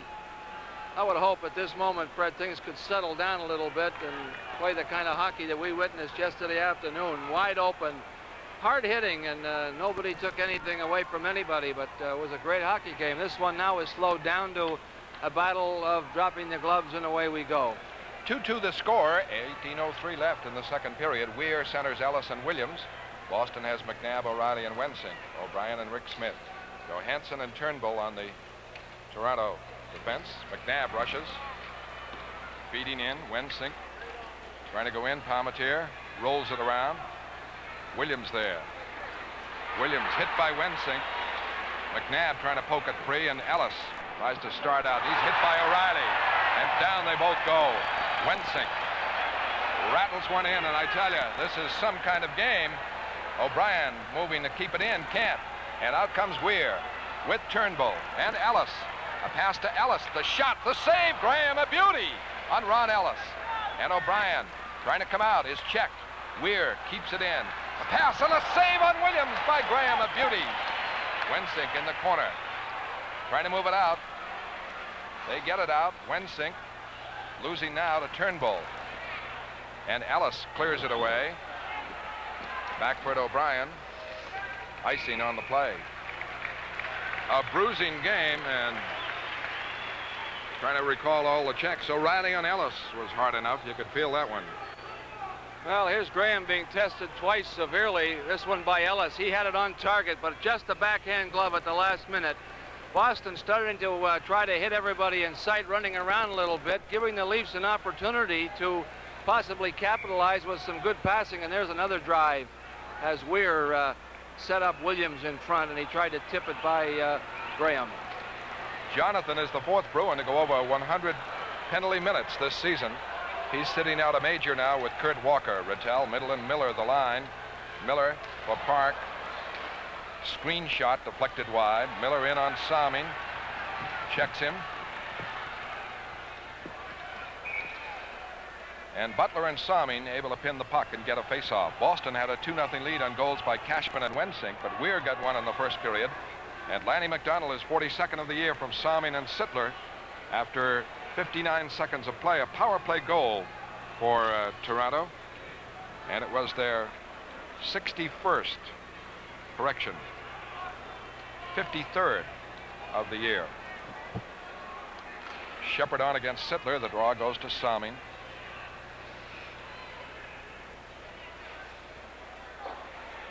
Salming up the middle to Maloney. Maloney broken up by Park. For Cashman. Right back on the threat here with Marcotte. For Shepard. Shot blocked by Salming. Shepard on it. Back for Milbury. Fed in deep. Cashman can't get it. And the Leafs have it. Mike Pelech carries out with Sittler. Clearing in. Graham hurries it along. Marcotte trying to move it out. Can't. And in the boards, Milbury battling Sittler. And Shepard checking Maloney. And a face-off call by McCauley. With this break in the action, let's pause for this message. Number 1 under the moon. That's Delta to Florida. Only Delta flies thrifty night coach nonstops to all 3 big Florida resorts. You fly to Miami for only $100, to Fort Lauderdale for $100 too, to Tampa St. Pete for just $96. And you get free champagne with your late snack, even at beer budget fares. Call Delta or your travel agent for a moonlight flight to Florida. Delta is ready when you are. Face off to the left of Graham. Ferguson. Draw goes to Middleton. Middleton breaks it out. Checked. Boutet moves it back. O'Brien now. Away to Rattel. Rattel the clear in. Miller is on with Middleton on the wings.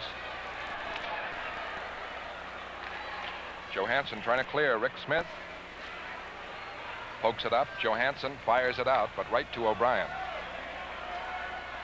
O'Brien's pass bounces over, and Lanny McDonald, who tied up the game, gets it away to Sittler. Pass stopped by O'Brien. Turnbull on it. Played right back in. Graham blocking it. Looking for Miller. On the dasher, it bounces out to center ice. Sittler winding up for Johansson. Now to Turnbull. Ian Turnbull. Pass over the line, and Sittler can't collect it. Miller. A lead pass in, knocked away by Johansson. And this is icing.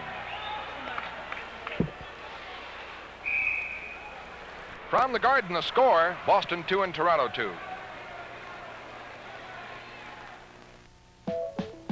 Come on and taste a real good time at Valley's. Come on and bring the family down to Valley's. It doesn't cost a lot to taste the best we've got. Everything's fresh here. The menu's the best here. Come on and taste a real good time at Valley's. Valley's in Andover, Saugus, Braintree, and Newton, also in Kittery, Maine.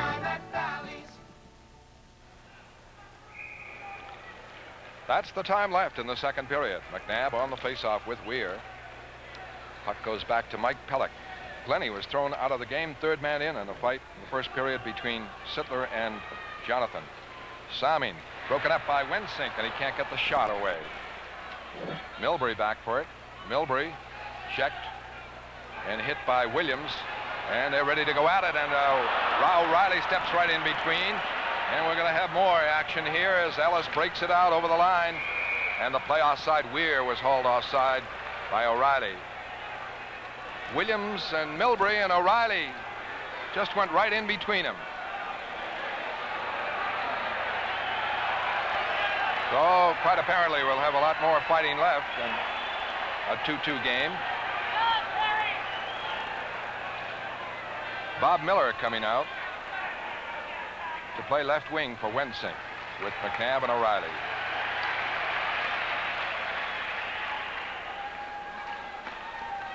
The draw goes back to Boya Salming. Over to Pellick, up to Williams. He loses to Park. Park can't set up McNabb. And Salming plays it back in. Park up for Miller to McNabb. He's broken up. Milbury has it. Out to O'Reilly. O'Reilly over the line. Gets by Salming. Knocked down. Drops it back for Milbury. Milbury moving. Going wide. Drops it in front. It's blocked by Salming. Milbury hit by Williams. O'Reilly after Salming. Hauls him down. Out comes Ellis. Ellis to Weir. And Weir fires in. Back for it, Miller. Miller hit by Williams, but the puck cleared away. Down to the Toronto end. Icing. 13:43 left, second period. In a 2-2 game this afternoon, St. Louis beat Washington 3-2. And last night, St. Louis beat Chicago 5-4. But today, Chicago beat Pittsburgh 9-1.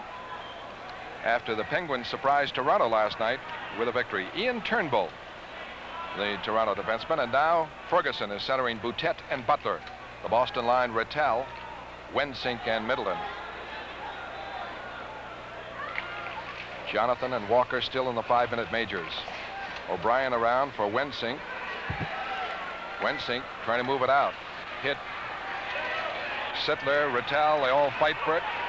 Rattel snaps it in wide of Palmatier, and Turnbull starting back. Johansson up for Turnbull. Good puck carrier. Trying to move right through. Ridden off, and Rick Smith starts it back. For Rattel. Rattel to Wensink. The shot, the save, Palmatier. Good wrist shot by John Wensink. 40 feet out, but he had it on the corner, and Palmatier made the stop. Well, here's a good crossfire shot. Now watch Wensink. He's going from left to right, but he fires it back to the right of Palmatier, who's now starting to come over to block the short side. And he has to very quickly readjust and come back the other way. That's a tough save for a goaltender to make. Bobby Orr was great at that. He used to streak down the right side, and then he'd cut over to the left side. Now, being a left-hand shot, he'd fire it back to the right-hand corner, and he'd score sometimes. McDonald out in the 2-1 with Maloney. Park is back. McDonald passes, and it's behind Maloney, and Park comes right back on a break for Boston. 4 men up. Park with Rattel. Over the line. Shot. Save, Palmatier. And no rebound as he's able to trap it. And Toronto had a 2-1, and Park played that very well. Sittler, number 2 in leading scorers, tied with Trottier, Brian Trottier. Here it is. Well, here's Park with a drive, partially screened, and right on target, but Palmatier was right there, ready to grab it. On those slap shots, it's difficult for the player shooting it to know where it's going, and of course it's even more difficult for the goaltender to know. He's just got to watch the puck, and sometimes they come right in the center, as that one did. Shot, screen shot by Milbury, blocked in front, and Salming carries out. Salming, the clear in. McDonald, Milbury go for it. It's batted away. Salming keeps it in, cuts in front, fires, and it's wide. And he had a good threat there in that shot. Middleton taps it out. Jonathan trying to get it. Maloney broke him up. Maloney clears it back in. Milbury there, trying to move it out. Sittler kept it in, and it's a shot by McDonald. A save, Graham, the puck out, and Rattel with it with Middleton over the line. Off for Middleton. Middleton fires, blocked in front by Pellick, stolen by Middleton. Middleton in, the shot over. It struck Jonathan, went over the net. And back comes Sittler. A lead pass for McDonald too far. Rick Smith with it. Broken up. Sittler trying to move in. McDonald was offside on the play. From the Garden, the score, Boston 2 and Toronto 2.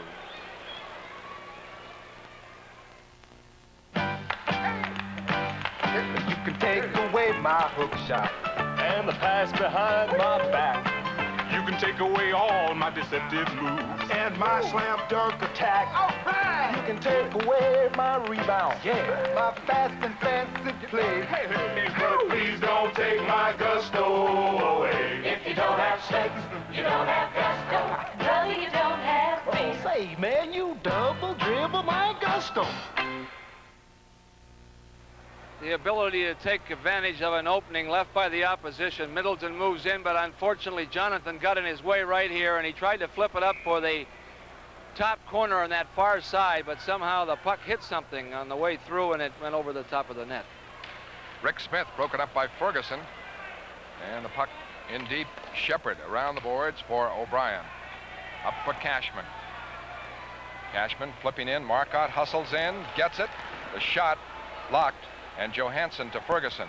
Out now for Boutet. Cashman hauls down Ferguson. Boutet is over the line with Turnbull. Turnbull trying to move in, broken up. O'Brien trying to clear it out. Now Marcotte carries it out. Up for Cashman. Cashman over the line, looking for Marcotte. It's broken up by the back checking of Ferguson. Out for Boutet with Butler. Long shot kicked away by Graham. Rebound, Cashman. Cashman can't move it out. Now has it again and carries. Trying to clear it in, can't. O'Brien tried to move it in, but that play was offside. Let's pause 5 seconds for station identification. This is the Boston Bruins Television Network. This is TV 38, WSBK TV, Boston. Well, I'd like to mention an event going on tomorrow night at the West Suburban Arena in Natick. The Framingham Picks of the American Junior Hockey League will be hosting a touring team from Gothenburg, Sweden. Västra Frölander Junior A hockey team will be playing there tomorrow night. Should be very interesting. And the kids put on quite a show, and it's at 7:45 tomorrow night at the West Suburban Arena in Natick. And if you go by, you'll have an enjoyable evening. Puck to Brad Park. Clearing in now. McNabb, O'Reilly, and Wensink the line. Salming clears it off to Williams. Williams sweeps into center ice. Pass up for Pellick. Pellick back in front, blocked by Park. Park starts it away to McNabb, to O'Reilly. Coming up on Pellick. The pass is stopped by Salming and fired out to Williams with Walker. Walker, a shot. Save Graham. The rebound, Park. Park checked by Weir. Plays it around the other side for Milbury. Milbury trying to come out, checked. Williams there. Down goes Walker, the puck tied up, and the face-off called with 10:23 left in the second period in a 2-2 game that has featured a flock of fights, many of them involving Stan Jonathan, who has been throwing his weight around with good body checking. Boston had a 2-0 lead, but the Leafs have tied it.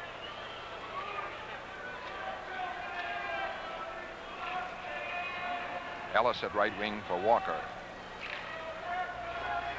Pellick a shot, save Graham. Weir, the rebound. Dropped it back, Salming, a shot, whistled it just wide. Rebound, Milbury, and that came close. Milbury starts it away for McNabb. McNabb clearing in. Wensink goes in, Palmatier gets it around to Williams. Williams hit by O'Reilly, the puck to Wensink. Wensink checked by Pellick. And Pellick gets the whistle and the face-off to the left of Mike Palmatier.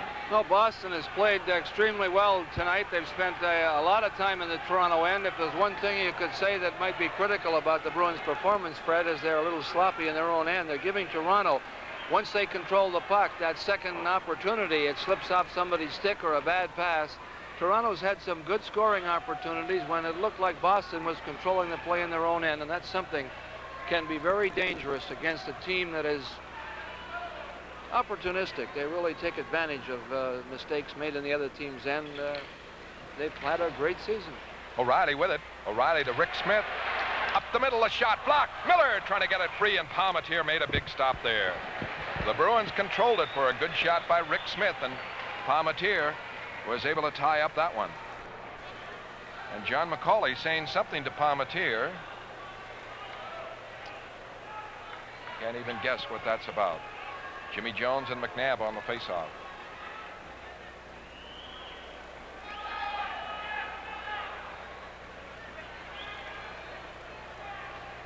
Draw to Boston. Miller to Rick Smith. The pass blocked. Out comes Ellis. Ellis may get a break. Moves in. Hit the side of the net as Graham came out. Ellis centers it. Rick Smith trying to knock it away. And now O'Brien starts it out to McNabb with Miller. McNabb over the line. Off for Miller. Can't control it. Salming hit by Miller. O'Reilly with the puck. To Rick Smith. Up from Miller. Tapped in, and the Leafs back checking well. Williams clears it out. O'Brien over to Rick Smith. Back to O'Brien. He missed it. Able to get it now, though. And the clear out. McNabb to O'Reilly. Good play with Miller. O'Reilly over the line. O'Reilly left it for Rick Smith. The shot caught as Miller was pushed into the net by Ron Ellis. And the faceoff to the right of Palmateer. 9:04 left. Second period, 2-2 game. Good passing by the Bruins as Palmateer made another stop on a drive that was about knee-high as O'Reilly set this one up beautifully. Making the drop pass here to the defenseman, Rick Smith, and there's the drive, but Palmateer had a good look at it as the goal scoring. Cashman and Wensink in that order put Boston out in front 2-0. Weir in the first period made it 2-1, and McDonald has scored here in the second at 59 seconds. Rattel, Jonathan Middleton, the Boston line against Sittler, Maloney, and McDonald. Milbury watching McDonald way up at center ice. The Bruins forecheck, and Rattel trying to get it to Jonathan. But out comes Turnbull off to Lanny McDonald. Fires in the corner. The rebound, Park. Around the boards, Jonathan. Check. Trying to work it out. Stop. Now Milbury works it out to Rattel. A good break here with Middleton. Off to Middleton. Rattel heads for the net. Middleton fires and misses. Rebound. Milbury can't keep it in at the left point. Park flips it up. Stopped. Sittler got it. Checked. Rattel has it. Looking for Jonathan. Knocked away by Johansson. Now Lanny McDonald right back. Over the line on the boards. Stopped. Keeps it in into the dangerous Sittler. A centering pass blocked by Milbury. Milbury around the boards and not out. Lanny McDonald, a quick flip in to Sittler. He can't get it. Milbury now to Jonathan. A pass out to Middleton. Middleton for Jonathan over the line with Park and closing. The shot right on the save. Palmateer. And boy, Johansson allowed Jonathan great penetration. A break in the action. The score, Boston 2 and Toronto 2.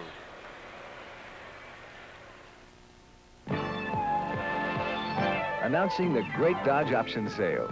Here's the 1978 Dodge Aspen, the greatest sales success story in Dodge history. Now with 17 popular options, sticker priced at $250 less than the cost of these options if purchased separately.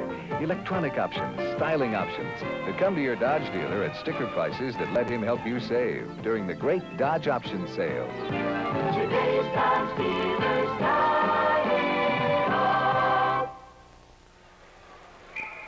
Face off to the right of Palmateer. Shepard, Cashman, Marcotte with Rick Smith and O'Brien. Schmott still out of action. Shepard tried to move in with it, couldn't, and Boutette breaks it out with Butler. Butler's offside. 7:47 left. Mentioning Bobby Schmott's, Fred reminded me that I didn't cover the Schmott-Gilbert injuries, but Bobby has got that broken heel. He is improving after playing 3 games. He's sat out 4 now. Talked to him before the game, and he's going to start skating in earnest tomorrow and hopes to be back possibly in a week. Gilbert the same way. He's going to skate in a good scrimmage tomorrow and see how it feels. Shepard backhands it in. Pellick there. Loses. Cashman got it in front. And it's knocked away now by the Leafs. Rick Smith. Over to O'Brien. O'Brien up to Cashman. Cashman to Shepard. Shepard to Marcotte. Marcotte to Cashman. The shot struck. Marcotte went wide. Cashman in the corner. Battling. Hit by Ferguson. Boutette there. And they freeze it. And pushing Boutette and Cashman. And they keep their sticks. And they're shoving. And Cashman now moves in on him. But again, it's kind of wrestling. Boutette and Cashman.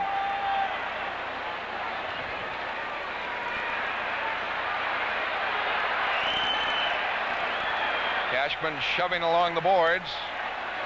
And now the linesmen, who have had a very busy evening, move in. Leon Stickle and Will Norris have really earned their pay here tonight. And we are just a little past the halfway mark. Not separated yet. As John McCauley looks on.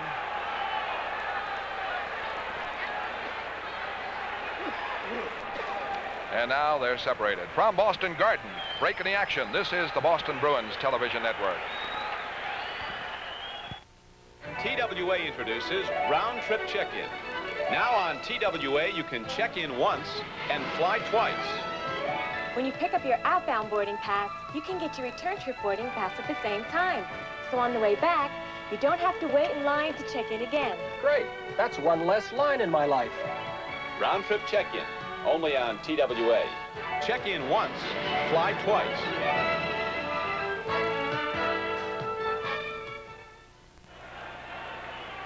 Well, this is Ferguson and Cashman going into the boards. The body checking was clean. It was the high sticks that caused this problem. This 15 is Boutet. Watch the stick. I think he hits Cashman on the head right here with the stick coming down right there. And that's what prompted Cashman to get a little bit upset and decide that he was going to handle things. And we have another problem with penalties. Cashman and Boutet. The penalties will be assessed at 12:45 of the second period. We'll have to wait to see how they are assessed by the referee, John McCauley. And it could be that Cashman's getting an extra penalty here, as he apparently heard a decision of McCauley, and now he's started halfway out of the box. He may be upset at something the linesman told the referee regarding this thing, and he may be upset at either one of the two linesmen.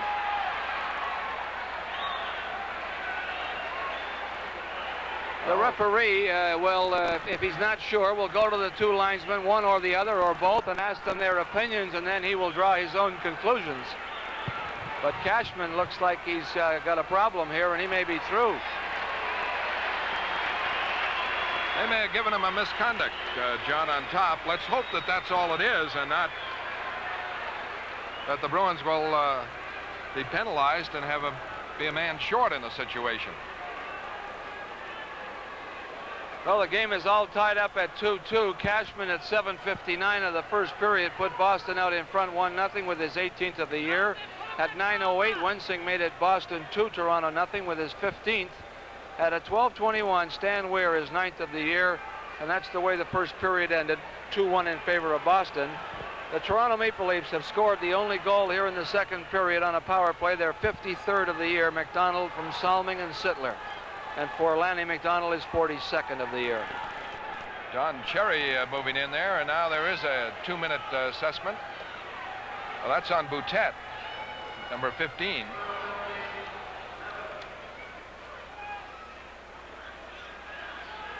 Wait and see. Cashman has gone to the dressing room. Whether it's I don't know what's taking McCauley so long, and what seems, of all the battles tonight, that would rank as Toronto penalty the mildest. To number 15, Pat Boutet. 2 minutes, high sticking. 2 minutes, unsportsmanlike conduct. 5 minutes, fighting. For Boston, number 12, Wayne Cashman. 2 minutes, high sticking. 5 minutes, fighting, and a gross misconduct.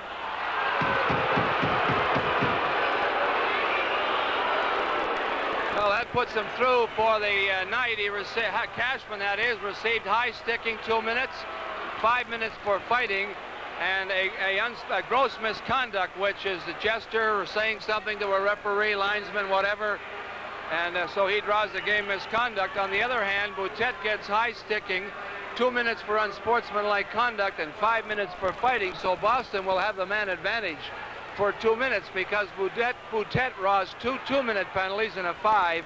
Cashman draws a 2 and a 5 in a game, but the game does not affect, and neither do the 5 minutes except against the player. So the Leafs will be a man short. Roger Nielsen behind the Toronto bench, Boutet in the penalty box. And a gross misconduct could cover a lot of situations, but it might have been, could have pushed a linesman over there in the corner, although it didn't look like there was time for all that amount of penalties. And John McCauley, who's the type of referee, he's called more penalties tonight, more penalty minutes than he'll call in a month in the National Hockey League. Well, this has been a penalty-filled game, I guess, with all the kind of ramifications that have been going on for one thing and another. But Cashman and Boutet are in the penalty box, or at least Cashman's in the dressing room, Boutet's in the penalty box. And that's 79 minutes in penalties. But immediately, Boston a power play. Shepard, Marcotte, O'Reilly with McNabb and Park. Jones got the puck to Pelech. Around the boards, McNabb trying to keep it in, and Butler breaks it out. 2-on-1 with Jones. And the pass in front. Shepard got back and blocked the play, and out comes McNabb. He is barreling. Over the line. Drops it for O'Reilly. O'Reilly off for Park. The shot. Blocked by Palmatier, and the rebound cleared by Pelech. Shepard to O'Reilly. He's broken up. And Salming clears it in the Boston end. McNabb there. Now to Park, the quarterback on the power play. Starts it out, minute 20 left. 2-2 game. Up for McNabb. Butler checks it. Now it's batted in by McNabb, but Pelech there. Pelech checked by O'Reilly. O'Reilly back to Park, and a good play. In for O'Reilly. In for McNabb. In front. And it sweeps across, and Butler clears it out. 53 seconds left. 2-2 the score. 6:05 left in the second period. Park to O'Reilly. Trying to move in. He's checked. Park keeps it in. Park moving in deep. Still looking behind the net. Still going. Off in the corner. McNabb back at the point. Park holds it beautifully. Off for McNabb. A shot blocked. Salming tied it up. And the fans want a penalty for Salming reaching out to tie it up, but none called. 26 seconds left on the penalty. At the end of tonight's game, Schlitz Light Beer, the only light beer with gusto, will present the Most Valuable Player Award. Shepard, O'Reilly, Marcotte with McNabb and Park. Well, we'll read from the book for you on the gross misconduct penalty on any player, manager, coach, or trainer who is guilty of gross misconduct of any kind. Any person incurring a misconduct penalty shall be suspended for the balance of the game. So maybe Cashman said something to the linesman. You don't know. Shepard on the draw. Jones there, and Toronto gets it and clears. Back for it, Park. Penalty almost up. Over to McNabb. Looking for Shepard, who yelled for the pass, and McNabb gave it to him just a fraction of a second too late, and he was offside. So there are 15 seconds left on Boutette's penalty. Boston's going to have to be careful here. If they move the puck in quickly to the Toronto end, Maloney, who is in the penalty box and will come out when Boutette's original penalty expires, will be in an excellent position if the Toronto Maple Leafs could spring him loose and get that puck up to him. Smith and O'Brien are on defense, so Cherry has defensemen out there now as Palmatier gets it to Turnbull. He's checked. Rattel back for Rick Smith. Back up for Rattel. Rick Smith. In Jonathan, couldn't deflect it. O'Brien moves in deep, but it's batted away into center ice. Maloney out to get it, but plays it back over the Toronto line. And Johansson.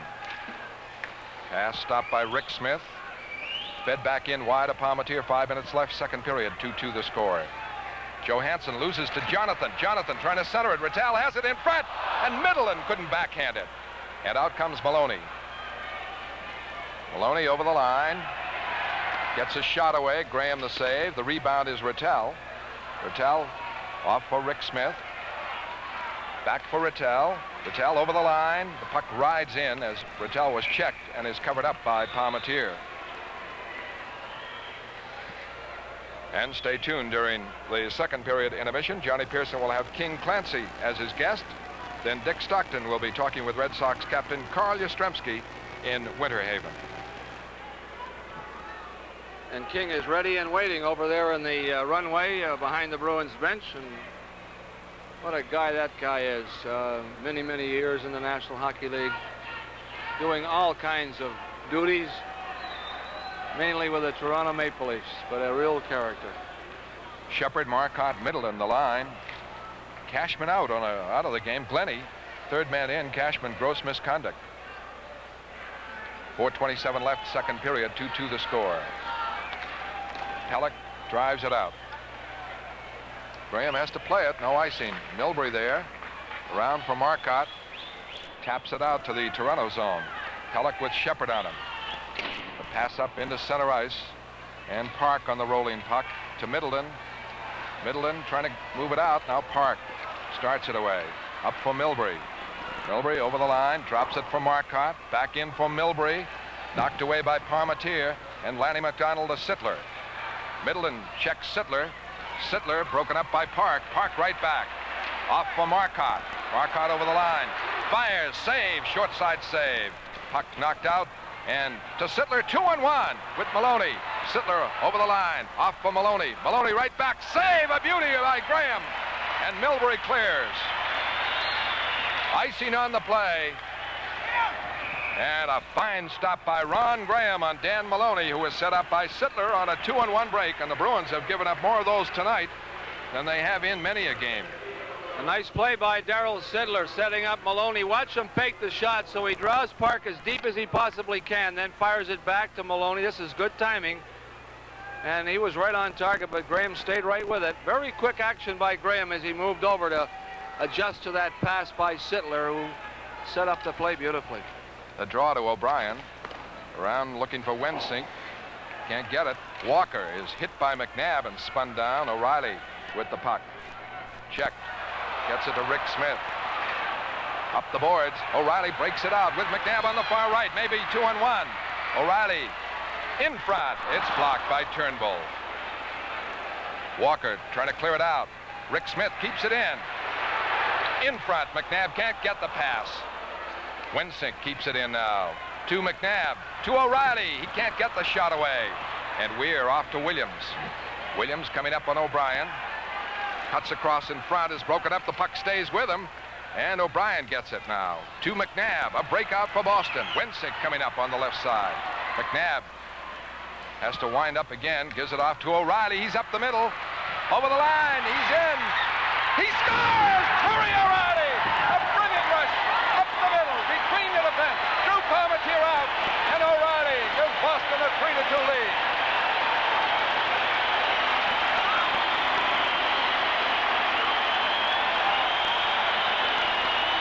This is the hockey player, number 24, Terry O'Reilly, catches the youngster, Johansson. No experience, but this is a magnificent play. He gets Parmentier to commit himself and then draws it to the side on the backhand and flips it home. A beautiful play by Terry O'Reilly, but credit Peter McNabb with a good play. He actually, by spinning around, drew the Toronto defense over to one side, leaving Johansson all by himself, the youngster in his first year in the National Hockey League. And O'Reilly took advantage of it and moved in. And the Bruins out in front 3-2. Well, there's a sign for Terry O, who scored a beautiful goal. Rattel to Middleton. They can't move it in. And Salming back with Sittler. Pass into the corner. Milbury there. Drives it right out. All the way to Parmentier. 2:15 left in the second period. Salming up to McDonald. Blocked by Milbury. And Milbury bounced off him into the stands. The face-off at center ice. Terry, beautiful goal scorer's goal. Well, here's a beautiful play. His head up. He's watching Parmentier. He's got the puck out in front. Now he'll fake it to one side, get Parmentier to move. And Parmentier almost got that with a catching glove. O'Reilly just managed to get it up enough to pop it right over the glove. It's the 13th second period in a row that the Bruins have scored at least one goal. Rattel, Jonathan Middleton with Milbury and Park. Milbury clears it in with 2 minutes left in the second period. In the corner, Jonathan fighting to keep it in, but out comes Ferguson. Flips it wide of Graham. Back first, Milbury. Milbury, Middleton. And it's fed in the Toronto end. Jonathan in on Salming. And they just go gently in the corner this time, and it's tied up. O'Reilly's 26th of the year from McNabb on O'Brien at 17:29 here in the second period to give Boston a 3-2 lead. Earlier scores by Cashman and by Wensink, and Cashman tossed out of the game in a gross misconduct. Minnesota leads the Rangers 3-2 in the second period of their game tonight. This afternoon, St. Louis 3, Washington 2. And Chicago 9, Pittsburgh 1. Bruins meet Cleveland Tuesday night. We'll have the action right here from Cleveland. The draw, Shepard to Milbury, shot off Shepard and deflects wide. Sittler with it. Shepard on him, and the pass is too far, and Milbury has it. Milbury up for Middleton, ahead for Shepard. Shepard holding inside the line. A pass in front. Marcotte couldn't tip it home, and he trips over Parmentier. Beautiful timing, almost worked. Shepard and Marcotte. Maloney off for Sittler. Sittler checked, still has it. Fell down. Shepard gets it over the line with Marcotte. Goes for the shot. Save! And the clear by Turnbull. As the Bruins had it right in front again. Sittler right back. Those big strides. He's broken up on an easy poke check by Park to Shepard. Passes to an open wing. 50 seconds left in the period. Middleton in the forecheck against Johansson. Shepard to Marcotte. It's knocked away. Milbury with it. Knocked back over the line and takes the offside. A smart move with 42 seconds left. Sittler, McDonald, Maloney the line with Turnbull and Johansson. And Boston in front 3-2. Terry O'Reilly. Of course, he's surpassed his best goal totals. And he has 26 now. Had a big fight with Maloney right at the start of the game. Just about everybody's been in a fight on both sides. Shepard, Middleton, and Marcotte. Shows you how Middleton has developed as a checker. John Cherry uses him in situations like this. Shepard over the line. The shot is wide. Rebound, Williams. But back to get it, Middleton. He's checked. Puck goes loose. Butler has it. Butler slides it in. Checked by Park. Milbury trying to wheel it around. Jones intercepts. Jones pass stopped by Park to Marcotte to Park. 3-on-2 for the moment. Park lost it on the dribble, and back comes Toronto with a threat. Jones, he's all alone though. The Bruins get back. The shot stunned Graham. Oh, hit him high on the mask. Shot by Jones. Puck kept in by Jones again. A shot blocked, and a whistle by McCauley as Shepard went down, and it's Dan Canny out to look at Graham, who took that high shot by Jones. It stunned him. 6 seconds left in the period, and Dan Canny talking to him. This is Jim Jones, certainly not known for his shots or goal-scoring ability, but he ripped this one off right from the blue line. And it seemed to take off, and it struck Graham as he went up and caught him high, but just a double check by Canny. He's okay. There is the shot. And Graham coming up for it, and that stunned him. The rebound out in front, but the Bruins covered it. Turnbull clears it in. Time running out in the period. Graham okay, back to touch it for Park, who seems to be again everywhere here tonight. Score at the finest with the Bruins in the second period tonight. The Bruins scored 1 goal, and Mae Thomason of Lincoln, Rhode Island, is the winner of 2 tickets to a future Bruins game, plus a $25 food certificate from the finest. Enter now at your finest supermarket and score with the Bruins. At the end of 2, Boston 3, the Leafs 2. Tom Larson will be right back with second period intermission after these messages.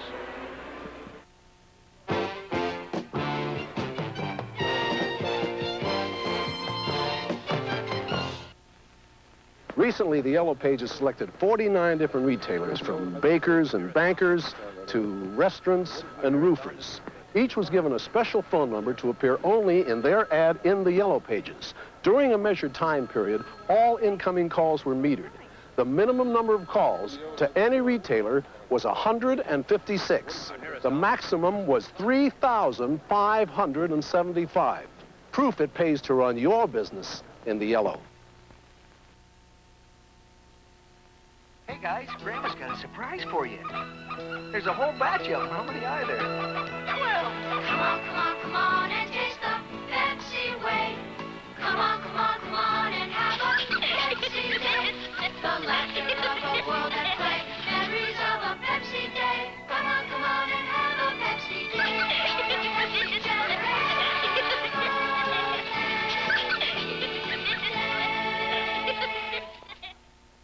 Wimpus, if this package isn't in Peoria by tomorrow morning, it's your job. Freeman, if this package isn't in Peoria by tomorrow morning, it's yours. Benson, this package isn't in Peoria by tomorrow morning. Harley, if this package is not in Peoria by tomorrow... If more people knew enough to call Federal Express in a situation like this, it sure would save everybody a whole lot of grief. Hello, Federal. Federal Express, when it absolutely, positively has to be there overnight.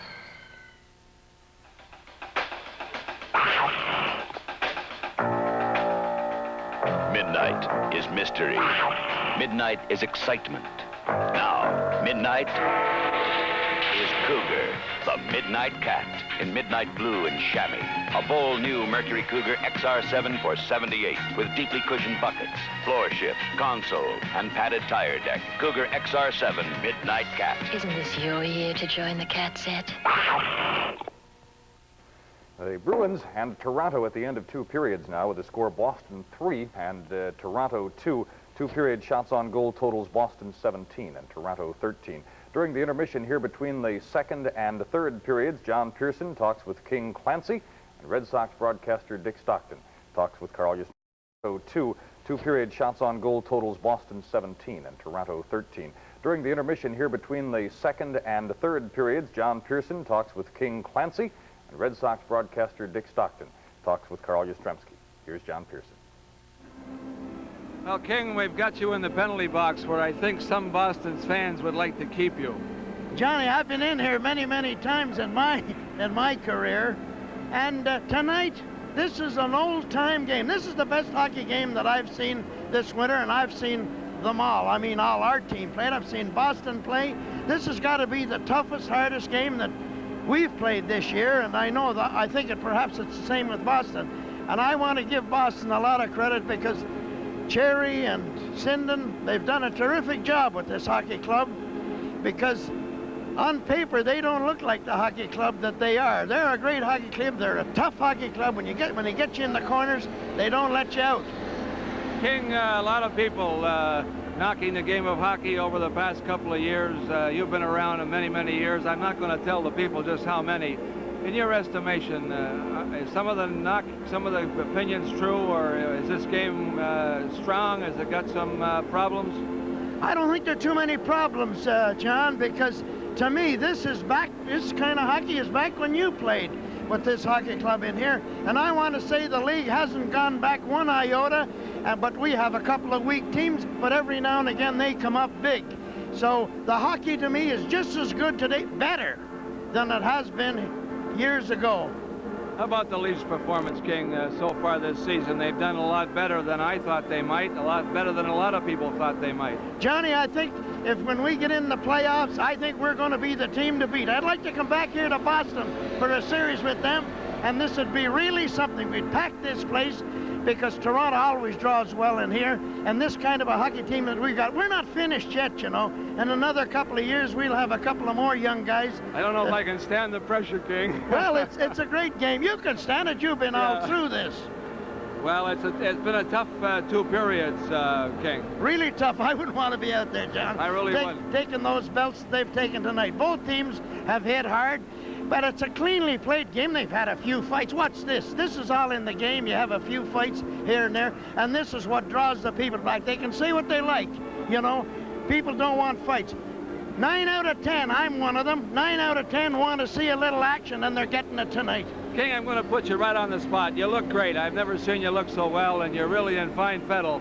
But let me ask you a question. When did you play your first game in the National Hockey League? What year? Can you remember back? I played my first game in 1921 with the Ottawa Senators. That's a great lousy trick, isn't it? Well, yeah, no, that's all right, John. But, you know, I had a birthday the other day. I'm 75. I've been in the National Hockey League for 58 years doing something. I'm not doing much now, but I used to come in here a lot as a player. I come in here as a referee, and I loved it. King, I want to thank you very much. As always, it's a pleasure chatting with you. Thanks very much, John. It's a pleasure being back here in Boston to meet a lot of my own friends, including yourself. King Clancy, the assistant general manager of the Toronto Maple Leafs, has been our guest here at the end of the second period, and now to Tom Larson. Some guy. Guests appearing on our Bruins Intermission program receive a 12-inch portable black and white TV from Magnavox. The picture adjusts automatically to room brightness, so you get a crisp, clear picture all the time. Here's a schedule of games that we'll be televising this week. Tomorrow night, the New York Islanders, the leaders in their division, play their closest pursuers, the Philadelphia Flyers. That's at the Spectrum in Philadelphia. Starting time 8 o'clock for the NHL 78 telecast tomorrow.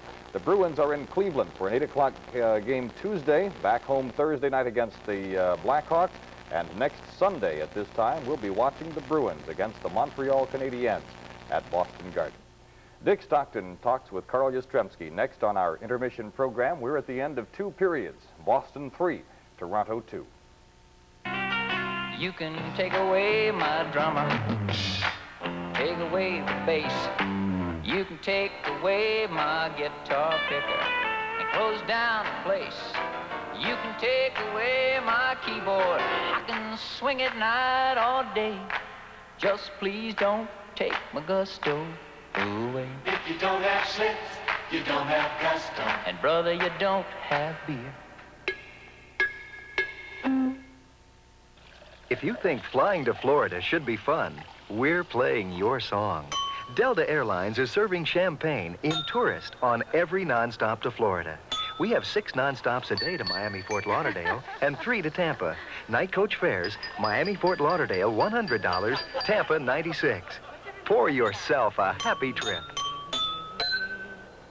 Delta is ready when you are. Little pies for little guys. Hungry Man is more my size. Swanson Hungry Man meat pies. Big pies for big guys. Right, Rosie? You said it, Dad. A whole pound of pie with more than twice as much meat as regular pot pie. And chunks of meat a man can sink his teeth into. You got a big guy? Give him a big pie. Hungry Man meat pies from Swanson. Chicken, turkey, or beef. They're my size.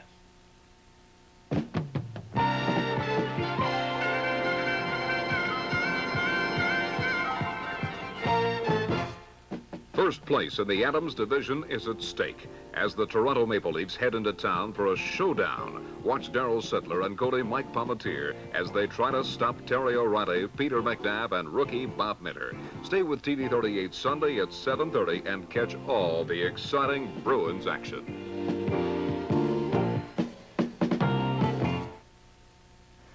The Red Sox have been at work in Winter Haven for a couple of weeks now, and opening day for their season is April the 7th.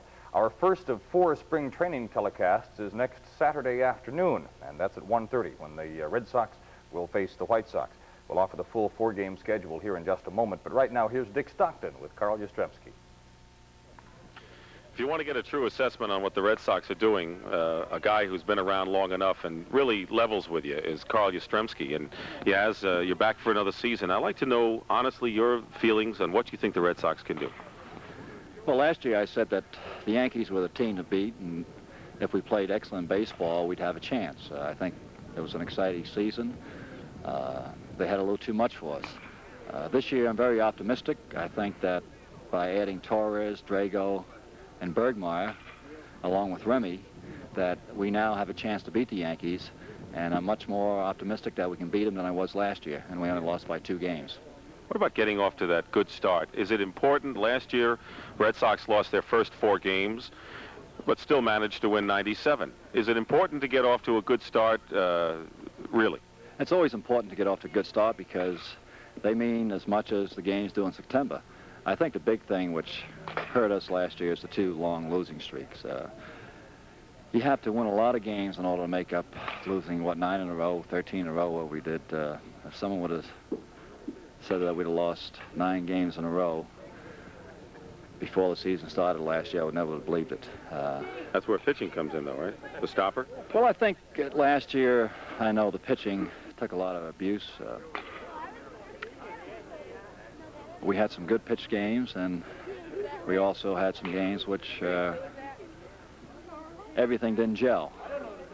I think that's what causes the losing streak. I think with Torres, definitely Tiant will bounce back, have an excellent year this year. Bill Lee is throwing the ball great down here in spring training, very loose, and he's throwing as hard as he did 2-3 years ago. I think our rotation is going to be excellent. Our balance in the bullpen is going to be good. And I think the most important thing is that we will have Dwight Evans back this year. Everyone talked about the pitching last year. I think the big thing which hurt us last year was missing Dwight Evans for 2 months. I think you can miss a regular ball player for 2 weeks, 3 weeks maybe. Someone will come in and do the job, fill in, but you can't miss an everyday ball player of Evans's talent for 2 months and not get hurt by it. Carl, can the fans necessarily anticipate the same kind of numbers in home runs and RBIs? That was an unusual year power-wise. I think it was, Dick. We have a lot of ball players that can hit home runs, almost everyone in the lineup. Whether we will hit as many as we did last year, I don't know. First time in 17 years at Fenway Park in April and May did I ever see the wind blow out every day.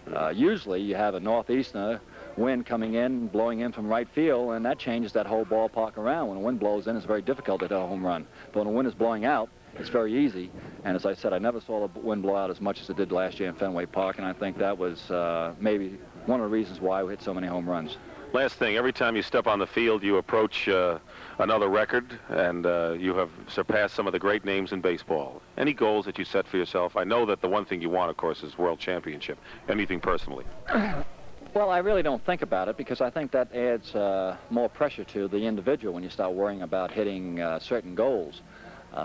I've always felt the most easiest way to relax is just to go out and try to win a ball game and help the team whatever way possible. Then all of a sudden everything seems to fall in line. When you say you're going to go out and drive in 100 runs and hit so many home runs and bat such and such an average, I think it puts too much pressure on an individual. Just try in every way possible to help the Red Sox to win, and usually your goals will fall in place. Okay, and our first exhibition telecast is next Saturday afternoon at 1:30, and it matches the Red Sox and the White Sox. The others will have the Red Sox against the Mets on Thursday, March 30th, against the Atlanta Braves on Sunday, April 2nd, and the Pittsburgh Pirates on Tuesday, April the 4th. All four of those games start at 1:30. Back to hockey, where at the end of 2 periods at Boston Garden, the score is Boston 3, Toronto 2. We'll be back to recap the game to this point right after this.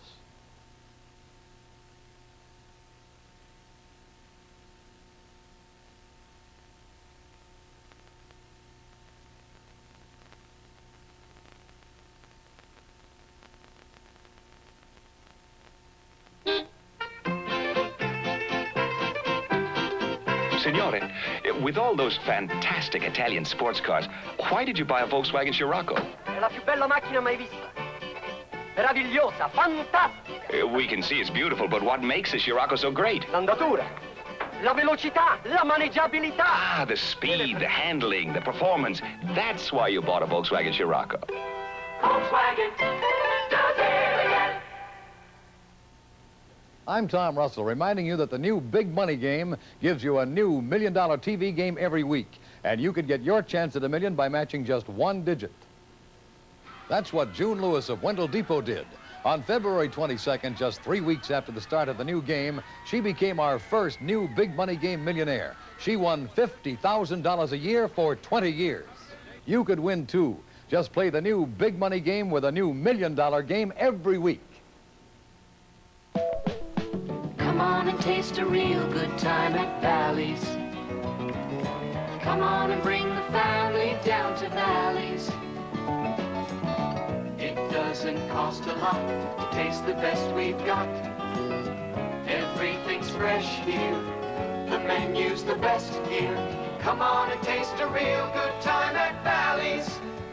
Valley's at Andover, Saugus, Braintree, and Newton, also in Kittery, Maine.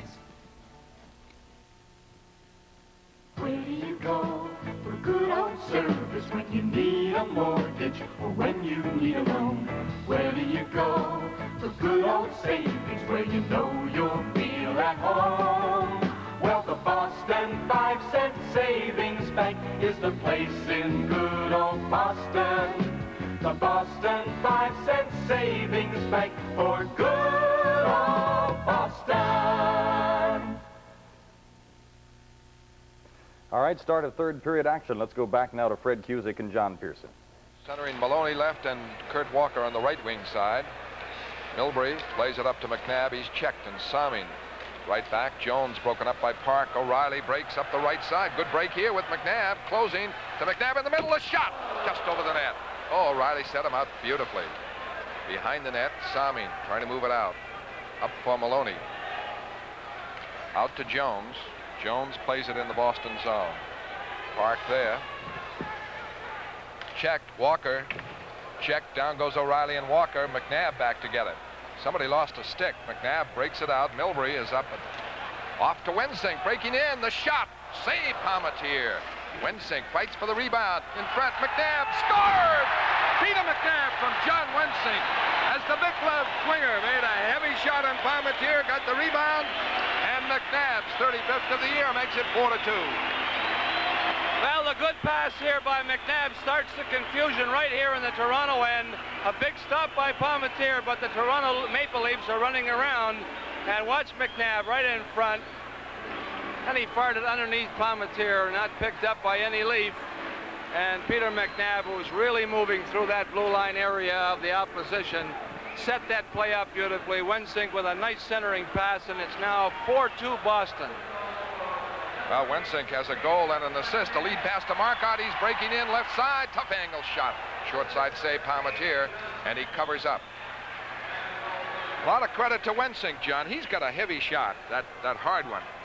Well, nice little pass here, or good shot rather, by Wensink to start with. And now he's going to be in there. He makes the stop, and then he just flips it out in front. He really is not looking for McNabb or anybody. He just figures that maybe somebody will be parked in front. That's sort of one of those plays that every now and then works. Sometimes it doesn't, but McNabb was uncovered in front. Rick Smith, a screen shot kicked out by Palmatier. Williams trying to come back. Check. And O'Brien breaks it up. For Shepard, it rolls for Ferguson. Now Shepard to Marcotte. Played back, stopped by Turnbull, and Toronto is offside on the play. So O'Reilly's breakthrough, set up by McNabb and O'Brien late in that second period at 17:29, made it 3-2, and McNabb here, who has figured in 3 of the 4 goals. Wensink 1 assist, the time 45 seconds here in the third period. Cashman out of the game, and so Bob Miller is at left wing now with Rattel and Middleton. Don Cherry shaking up the lines a bit. Rick Smith, the lead pass. Rattel hustles in, Palmatier out, clearing it, not out. Turnbull, Rattel battle. And Turnbull is pinned and a face-off called. Glennie, of course, was thrown out early in the game, third man in, so both teams missing key personnel in Brian Glennie, defenseman Toronto, and Wayne Cashman, the Bruins captain. Shepard line comes out against Sittler's line. One other note on the gross misconduct penalty in the rule book. It can be handed out by the referee for almost anything involving something that really is not part of the game of hockey. Most of the time it's created by situations where fights occur, and then one player says something or does something that the referee deems to be under that rule. Turnbull away to Ferguson. He breaks up the middle. A lead pass now to Butler, and Butler is offside. And a good thing for Boston he was really on the move at right wing. That's George Ferguson out of the Toronto Marlboros junior hockey team. What they term in hockey a tramper. He stomps up and down. Doesn't do much in scoring, but he stayed up with the team. O'Reilly also assists on the goal. O'Reilly and Wensink assists for McNabb's goal that made it 4-2. Bruins earlier had a 2-goal lead, but we're in the third period now. And Rick Smith, a shot. The screen misses short side. At the other side, O'Brien keeps it in. Turnbull trying to move it out. Middleton intercepts, lost it. Hustles back, got it, but Sittler gets it now. Sittler, weaving, is broken up. Rick Smith, the clear in. Bob Miller playing left wing, hustles in. Is taken off the play by Turnbull, and Johansson away to Sittler. Sittler to Maloney, to McDonald, broken up. Puck kept in by the Leafs, bouncing. McDonald centered it, and off the boards, Middleton out with Miller. Park coming up too. Middleton goes for the shot, and a save by Palmatier. 4-2, the Bruins lead. Dan Maloney starts it out, broken up by Marcotte. Mike Pellick rushes. The clear in, long rebound. Sittler pokes it in deep. Maloney behind the net, checked. It rolls out for Middleton. Can't clear it. Shepard digs it away. Breaks now, picking up Marcotte. Off to Marcotte. Marcotte wheeling, moving in. Still in. A shot blocked by Salming. And McDonald starts it away. Checked by Marcotte and Jonathan. Jonathan and Maloney battling. Now Shepard on it.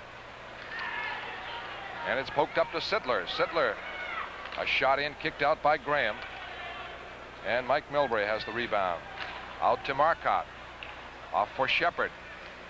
Fed back in. Marcotte and Salming go in deep. Marcotte after it, has it. Checked. Battles. Rolls it around the other side, and Mike Milbury moves in to keep it in. Again around to Marcotte. Marcotte out to Jonathan. And he hit it on the goal, and it's blocked.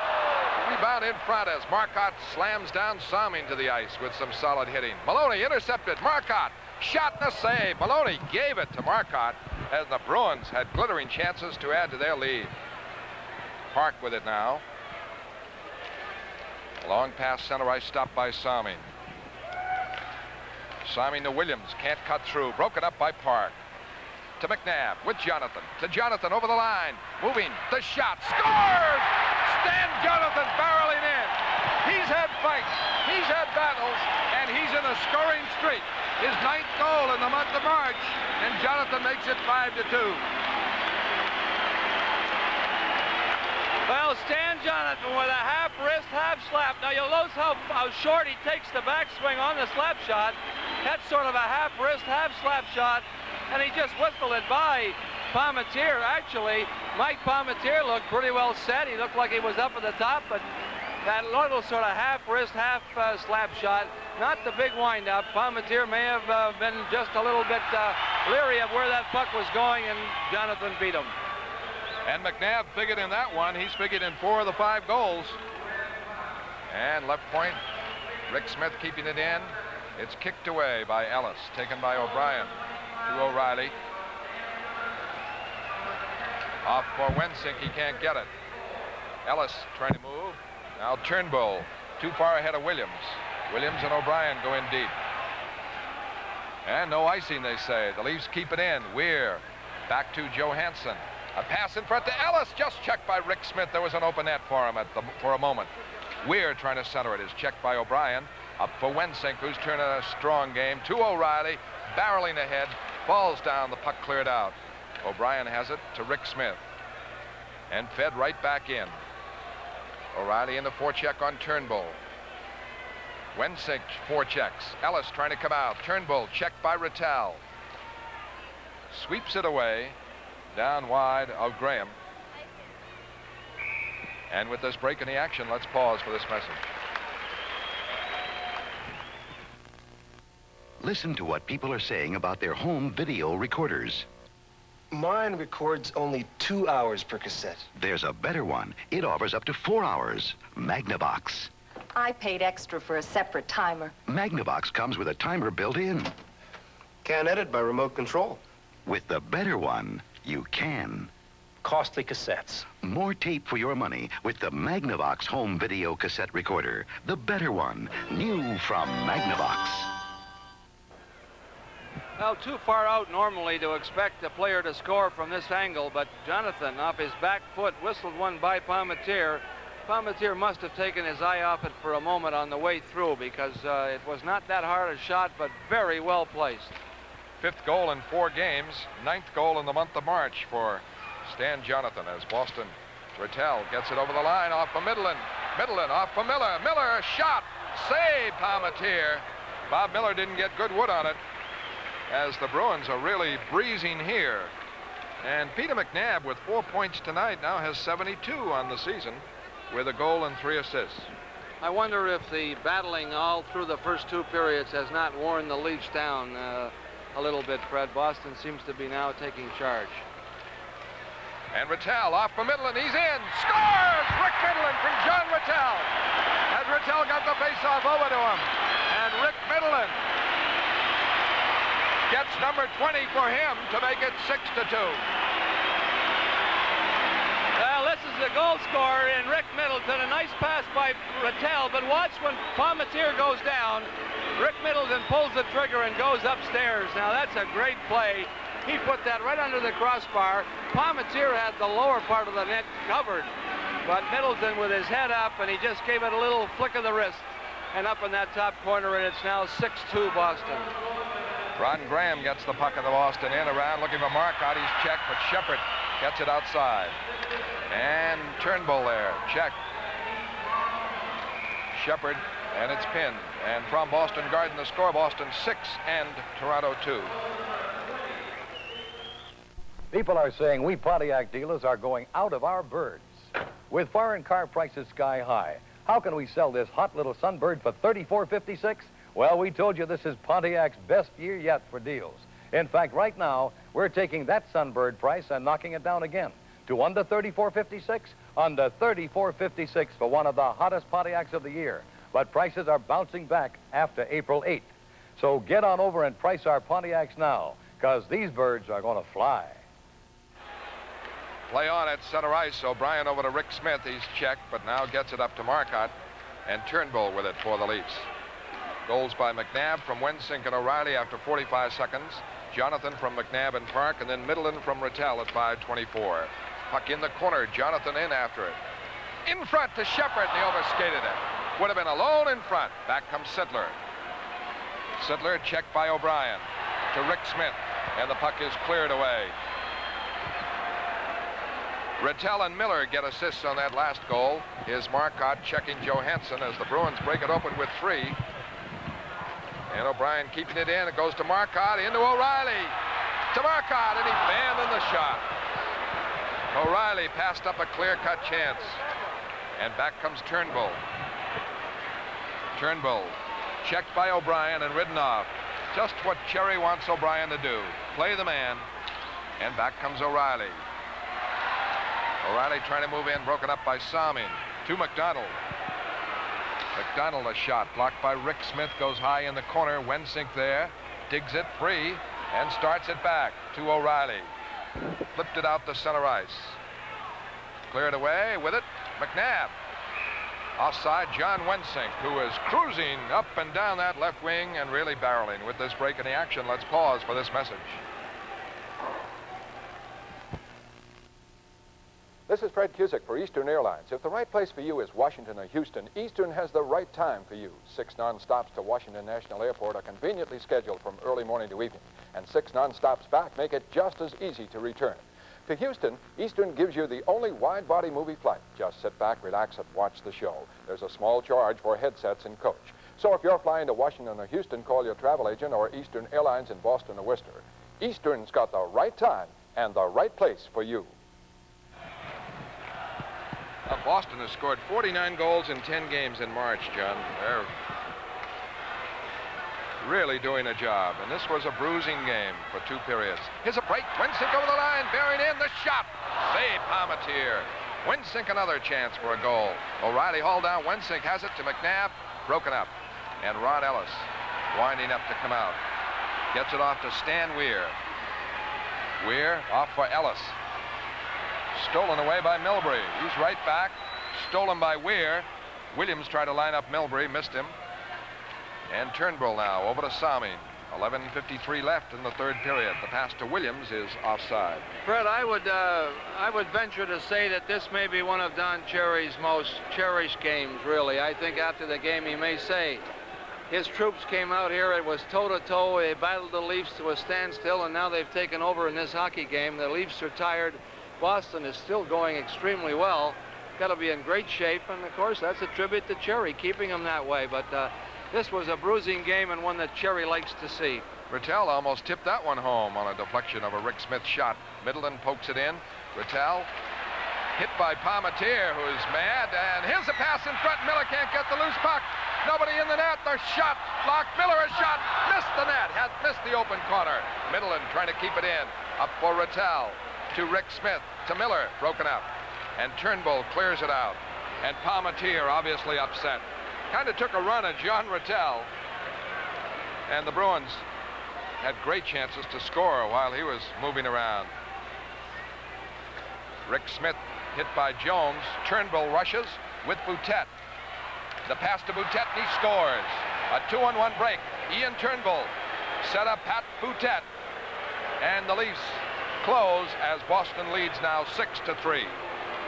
Well, Big Ian Turnbull, a fine offensive defenseman, and he knows how to carry the puck and what to do with it. Here's a beautiful play. Watch him fake O'Brien to go down. He gets Graham to commit himself, and then Boutet would like a few of those. Open net, and he just laid it into the open corner as Boutet scores on a beautiful setup by Ian Turnbull. And with 11:05 left to play, 3rd period, Boston out in front 6-3. 9 minutes played here in the third period. Salming clears it up, blocked by Milbury. To Marcotte, to Shepard. Fed in. Jonathan's playing right wing on this line. And Shepard keeps it in to Jonathan for Park. Back for Jonathan. Jonathan, check. Gets it to Marcotte. Marcotte checked in the corner. And the puck goes loose. Salming there. Off on the boards to Butler. Checked by Jonathan and fed in deep. Shepard in. Goes the other corner. Marcotte there. Got it to loose. Boutet knocked down. And it's tied up now for a faceoff. And Jonathan sort of challenging Pelech there. And now the linesmen step in. And nothing comes of it. A break in the action. The score, Boston 6 and Toronto 3.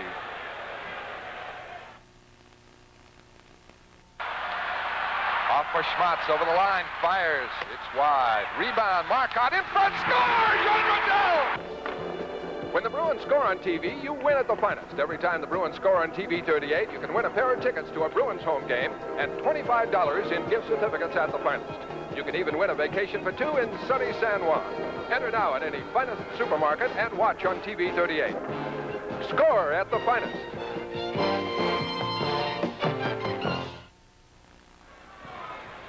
Well, he's not very big, Fred, from the ground up, but they don't measure it with Stan Jonathan on that basis.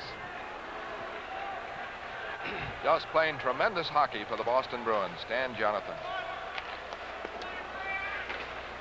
Puck kept in by Wensink on the boards now, trying to center it. He's checked. Wilson out there on defense. McNabb has it in front. Rolls to Park. Park can't get the shot away. And Sittler to McDonald. McDonald with Maloney coming up. The shot and the save by Graham. Park has it right back. Hook. The play by Turnbull. They let it go. And Graham makes a big stop on Lanny McDonald. And McCauley let that go. Flagrant hooking, and the fans don't like it. Out comes McNabb over the line, in front to Wensink, in, hit the side of the net. Wensink trying to center it again. It's blocked, and out comes the Leafs, 3-on-2. Sittler to Maloney. Maloney broken up by Park, and the puck back at the line. Kept in by McDonald, stopped by Park, who's been everywhere. O'Reilly off to Wensink, and it's fed in wide of Palmatier. 6-3, the Bruins lead. This is Wilson to Maloney. Broken up on a sweep check by Middleton. He's got a break in. Middleton coming up the right side. Off for Rattel. The shot. He missed the net. Rattel out in front. Drops it, and O'Brien can't get it. It rolls to the Boston end, and Graham comes way out to clear it away. At center ice, Williams with it. Right back, a shot, and Graham ready for it. And Graham covers up. And Middleton with a sweep check on Dan Maloney. And I don't want to downgrade Maloney, but he's given the puck away a couple of times tonight, John. Well, I got to say this on his behalf, is that it's very tough getting adjusted. He came to Toronto as a muscle man. I haven't seen too much of that tonight, except at the start when he battled O'Reilly.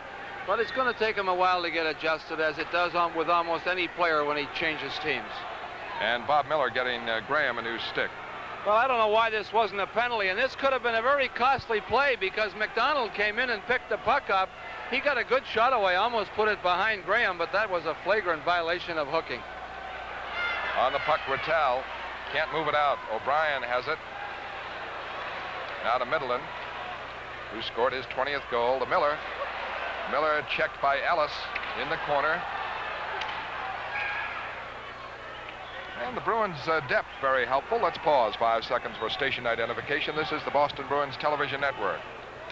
This is TV 38, WSBK TV, Boston.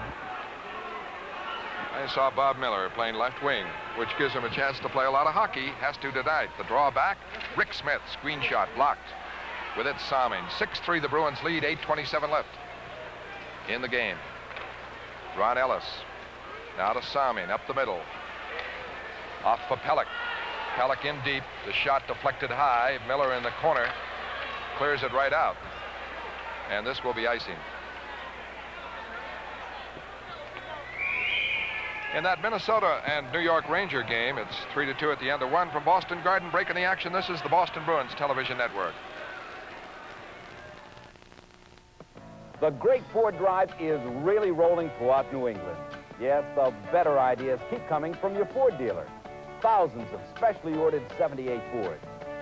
Like this mid-size Fairmont wagon, with about 90% of the passenger space of full-size wagons, and a surprisingly low sticker price. We've got the cars you want. So get on the move during the Great Ford Drive. Get a great buy at your New England Ford dealer now. That's the time left. The face-off to the left of Graham. Stan Weir against Peter McNabb, who's figured in 4 of the 6 goals with a goal and 3 assists. McNabb gets the draw to Milbury. McNabb, O'Reilly, and Wensing. And Big John has played a fine game with a goal and an assist. At center ice, Park hit. McNabb clears it in. Turnbull back for it. He's on defense with Johansson. Weir, Williams, Ellis the line. Johansson, a long clear out. And the pass up stopped by Park, and Toronto was offside. Well, the goal to remember, Terry O'Reilly's. He broke the 2-2 tie. And this one is an offside pass, so the face-off inside the line. O'Reilly, beautiful maneuver to make it 3-2 late in that second period, his 26th of the year.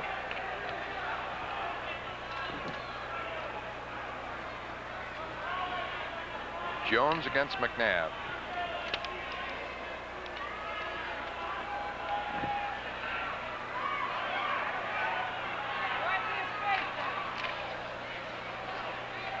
Wensing keeps it in.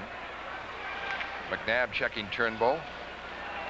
And behind the net, Wensing rolled it out. O'Reilly with it. Back to Park. Park screen shot, and it's deflected high at the backboards, bouncing. O'Reilly played it back, left point, Milbury. Checked there. And now out comes Ellis with it. Ellis over the line. Jammed up by Park, and Wensing back to flip it out. Milbury. O'Reilly. O'Reilly by Turnbull over the line. And ridden off the puck hard. Out comes Williams. Checked by Shepard. Williams slides it in wide of Graham. Milbury back. 6-3 lead Boston. To O'Reilly. By Pelech. Good break here. To Marcotte. And the pass broken up. Milbury right back. Play broken up. Park with it. Park clears in. A victory would give the Bruins a 5-point lead and still a game on hand over Buffalo. Boutet breaking it out. Jonathan in pursuit. Puck cleared in by Boutet. Graham trying to clear it. Stopped by Salming. Fed back in wide. Ferguson on it. A pass over to the other side. Marcotte there. Checked. Trying to move it out. Salming sweeps it in though. Back for it, O'Brien. Around the other side, Pelech trying to keep it in. Checked by Jonathan. Hard into the boards. Jonathan's been in a couple of battles. He rattled Sittler. Got a 5-minute major. He was in a later fight with Walker. But then he chipped in with his goal. His 25th of the year. Here in the third period. They talk about the Bruins being 5 ahead of the Buffalo Sabres. Maybe not quite as important, but still could be a significant factor when it comes to playoff time. Boston would be 4 points ahead of the New York Islanders with 1 game in hand. Having the second best point total in the league when the playoffs start is very important as they get nearer the semifinals and the finals. And the Islanders upset by the Flames last night in Nassau County Coliseum 5-2. Here it's 6-3 Boston. Puck cleared now by Pelech, icing the signal. In the Ranger game at the end of one, goals by Brad Maxwell, by Talafas, and by Glenn Sharpley. 3 for Minnesota, and for New York, their goals by Walt Tkachuk and Ron Greshner. And Rick Smith there, one of the solid factors for the Boston Bruins this year. And he's got the number, Fred, in his favor. The Johnny Pearson number, or the Eddie Shack number, which? Well, Eddie Shack, maybe the Eddie Shack number, but 23. had a lot of penalties called by John McCauley, a lot of fighting, a bruising 2 periods, and then the Bruins exploded in the third after O'Reilly had given them a 3-2 lead. Here's Rattel right near the net. Drops it. It bounces to Palmatier, and he's able to tie it up. The Leafs very disorganized in their own end at this moment. They've been running around a little bit, and of course the Bruins came on with those 3 goals, 4:45 seconds, 3:54, and 5:24 to break it open into a 6-2 lead. A puck to Lanny McDonald coming up on Rick Smith. Trying to go inside, does. Puck rolls in on Graham. He didn't get a shot. And in the net went Turnbull, the puck out with it. Rattel to Middleton. Middleton trying to beat Wilson into the corner. They battle. Down goes Middleton. Good check by Wilson. Miller throws the body, and the puck in front, deflected by Middleton. It went wide. Sittler trying to come out with Maloney. Rick Smith gets it back to Miller. Miller, good shift over the line, the shot, and it's wide. And boy, he made a fine move at the defense. Sittler loses to Rick Smith. Sittler gets it back, loses to Middleton, who could really stick handle. Scored a beautiful goal in close. Drops it for Miller. Miller to Rattel, right in. Fails to get the shot away, but Middleton keeps it in, turns around, and the shot goes wide. The rebound, Milbury fires it in. Palmatier obviously frustrated and angry. You can just see by his motions there as the Leafs clear it away. 3-goal lead for Boston. Milbury gets his own pass up to Rattel, but Wensink now has to start the play again. Park spins away from Ferguson. For O'Reilly, the pass broken up by Salming. And with this break in the action, let's pause for this message. If they grow up, they forget about the parents. Why not call him? What, 40 miles? Well, after 7, dial yourself. No operator involved. It's only $1.05 for toll calls up to 40 miles away. Yeah? For 5 minutes. You love somebody, so keep in touch. A 5-minute call doesn't cost much. Just wait till 7 and man alive, you can call 40 miles for $1.05. Well, we made contact. Terrific. This was close for 2 periods, and a lot of penalties called by referee McCauley. A bruising 2 periods, but the Bruins broke it open with 3 at the start of the third. McNabb, Jonathan, and Middleton. But the big one, Terry O'Reilly's, late in the second period. A brilliant rush up the middle. He beat Palmatier to make it 3-2 at the time. Milbury breaks up this one for O'Reilly. Stopped, and Salming rushes. And Wensink caught him. A good check. Salming trying to move, and Wensink caught him at the line. And O'Reilly banging into Williams. And the puck jammed up. As John Wensink got a pretty good piece of Salming, enough to knock him down, and John has played a fine game, a strong game at left wing. Stay tuned immediately following the game for highlights with Tom Larson, highlights of the game, and scores of other action around the league. Peter McNabb with a goal and 3 assists. O'Reilly has a goal and an assist. He's the leading Bruins point man. He's 8th in the standings in the National Hockey League, is Terry O'Reilly. Going into tonight's action. And O'Reilly now has 81 points, which puts him in a tie with Bossy of New York, the rookie, who has 81 points. O'Reilly with his 26th goal, his 35th assist, and we're waiting for play to resume. Don Cherry, well, he'll have his hockey school August 14th, September 1, twin rinks in Danvers, and a lot of the Bruins will be on the faculty, and his brother Dick. I think Dick played more hockey for Boston Bruins than Don Cherry. Don only played 1 game. I think his brother Dick, who came a year or 2 later, is the draw out to Salming. Shot, scores off the faceoff. Salming got that one. The draw to Salming, and he drilled it home with 3:41 left, and it is 6-4. Borje Salming, a fine all-round defenseman. Some rate him up in the top 4 or 5 in the National Hockey League. He gets a wicked shot away, a good wrist shot, and he beats Graham through a lot of traffic. And you'll see with 3:41 left to play, it's now Boston 6, Toronto 4. Salming as the Leafs won the faceoff. And the puck now to Milbury, up for Wensink.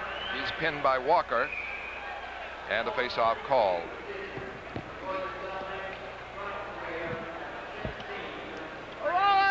Salming on the faceoff as Weir got the draw to him, and Weir will get the assist. Here it is. Well, Salming is a very fine skater, very agile, and he likes to move around, and he moved to the opening and then pulled the trigger, and he just got a good shot away through traffic. Look where Graham was, way out of his net, trying to cut down as much of the angle as he could, but he couldn't do it all, and the Leafs have their 4th goal of the night. Puck driven in the Leafs zone, and Turnbull starts it away to Sittler. Sittler up the middle. The shot, save Graham. Rebound, Rick Smith. Out to Marcotte with Jonathan. Back for Shepard. Shepard over to Marcotte. Blocked. Marcotte in front. The pass blocked. Salming on it again. Now to Sittler. And Sittler with McDonald and Maloney. McDonald a wrist shot, and Graham the save. Puck in the corner. Around it goes Marcotte trying to move it out, and Shepard does. Ahead. Jonathan's onside. He's got the puck. And he can't beat Palmateer. Tries to drop it in front and can't. Marcotte a drive, and it's blocked by Palmateer. Jonathan was onside, tried to fake around him, and Palmateer just blocked it. Marcotte keeps it in. Now Sittler trying to knock it away, and McDonald gets it out. On a Turnbull, broken up by Shepard. And fed in, and here's Jonathan again, and Palmateer out to smother it. With 2:22 left, the face-off in the Leafs zone. Boston leads 6-4. They had a 6-2 lead, but Boutet from Turnbull and Jones at 8:55. Salming from Weir at 16:19. Now, Palmateer took a calculated risk, but he lost the battle momentarily. Jonathan had him beat, but he didn't hold the puck long enough. Palmateer just reached with his stick. Of course, that's one of the problems. You want to hold it as long as you can. Jonathan thought he had the open net. He could have held it another second. He would have been all the way by the stick, and the open net was still there. Butler clears it in the Boston end. Middleton now and Boutet into the corner. And Middleton flips it to Rattel. Rattel ahead, too far ahead of Park. Back for it, Wilson. To Butler, but he handed it right to Park. Now to Miller. Miller clears it in for Rattel. Rattel in deep. Lost it to Wilson. 1:50 left in the game. 6-4 Boston. Boutet broken up by the back checking of Boston, and Miller right back. Gets around Pellick. Has one man to beat. Goes for the shot. Palmateer the save. And Bob Miller lining those shots on the net. And boy, it's going to pay off. He's got 18, but he had a good shot on this one. Well, here's the value of the good slap shot. When you're this far out, you want to get as much on it as you can and hope. And here's Miller with a drive. Wilson pulls away to give his goaltender Palmateer a better look at it, but Miller almost blasted that one by him. Boston in front 6-4, 1:38 left. A face-off to the left of Palmateer. Roger Nielsen making some changes.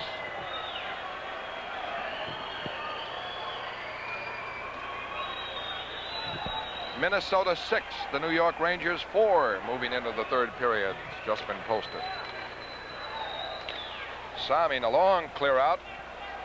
McDonald's onside, goes down in the corner, and icing on the play.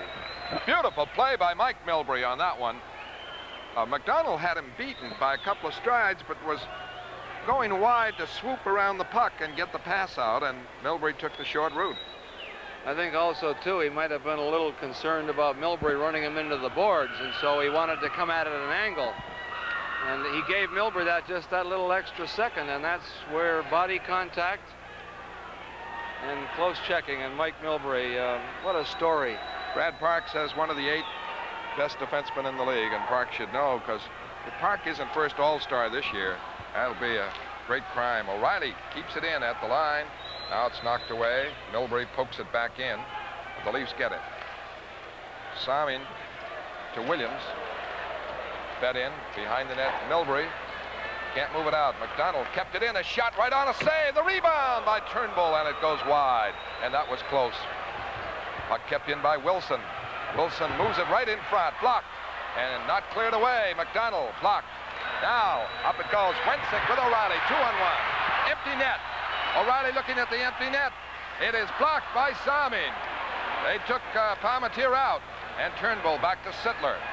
Puck fed in the Boston end. Graham there, trying to clear it around the dasher, but McDonald keeps it in. Extra man on here. And it goes to Williams, to Sittler. A pass in front, blocked, and out of the zone. But a Bruin can't get it.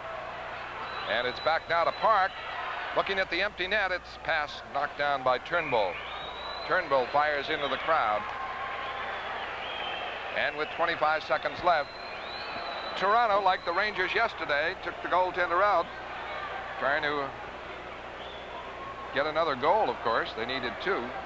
And the Bruins had a great chance to score, but Salming blocked O'Reilly's bid. 25 seconds left to play in this hockey game, and Boston has jacked up 2 more points. They started the game with 99. They now have 101. And the Buffalo Sabres have 96 as Palmateer has gone back into the goal. Face off at center ice. 6-4 Boston. Draw to Rick Smith. Fed it into the Leaf end. This will be icing. 17 seconds left. And while Don Cherry will be happy with a victory, a little unhappy with the defensive lapses of the Bruins. More 2-on-1 breaks in tonight's game than in many a game for Boston. And Palmateer is out with 17 seconds left. The face-off to the left of Graham. It is 6-4 in this game, and this third period has not been as close as a 6-4 score would indicate.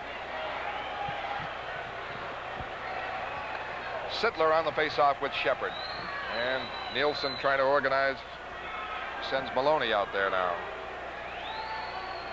Well, the last game the Leafs played here was one of those 3-3 ties. Shepard, I believe, scored at 19:58 to tie it up. Shepard and Sittler on the face-off. The draw back to Rick Smith, and he clears it out. Could be icing, may not. It's curving. It is. Good hustling by Marcotte, but Salming beat him to it, but that consumed 9 seconds. And 8 seconds left in the game. We'll be in Cleveland Tuesday night to face the Bruins, Cleveland Barons, and then back here Thursday night against the Chicago Blackhawks. Both games will be carried on 38. Face-off between Shepard and Sittler. And 8 seconds left in the game. Shepard gets it again. Rick Smith clears it out. Salming drove it back in, and he's bumped by Shepard. And Jonathan moves right in on McDonald with 4 seconds left.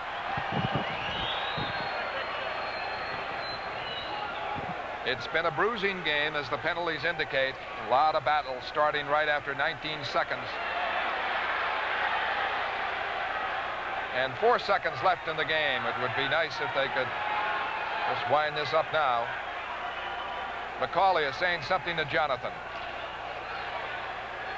All right, Jonathan's been battling everybody and scoring goals at a sizzling pace in the month of March. He got a big one tonight. His 25th of the year. Had opportunities for others. And Peter McNabb picked the puck up and gave it to him. I don't know what's significant about it other than the fact that that may be a milestone in terms of numbers of goals scored for the season. Sometimes players look for bonus certain amounts. Yeah, right. 25 goals for Stan Jonathan on a year is excellent work with his fine defensive play. Johansson's shot blocked, and the game is over. And the Bruins post the victory as they salute Ron Graham. And Boston moves 5 points ahead of Buffalo in the Adams division, with a game in hand.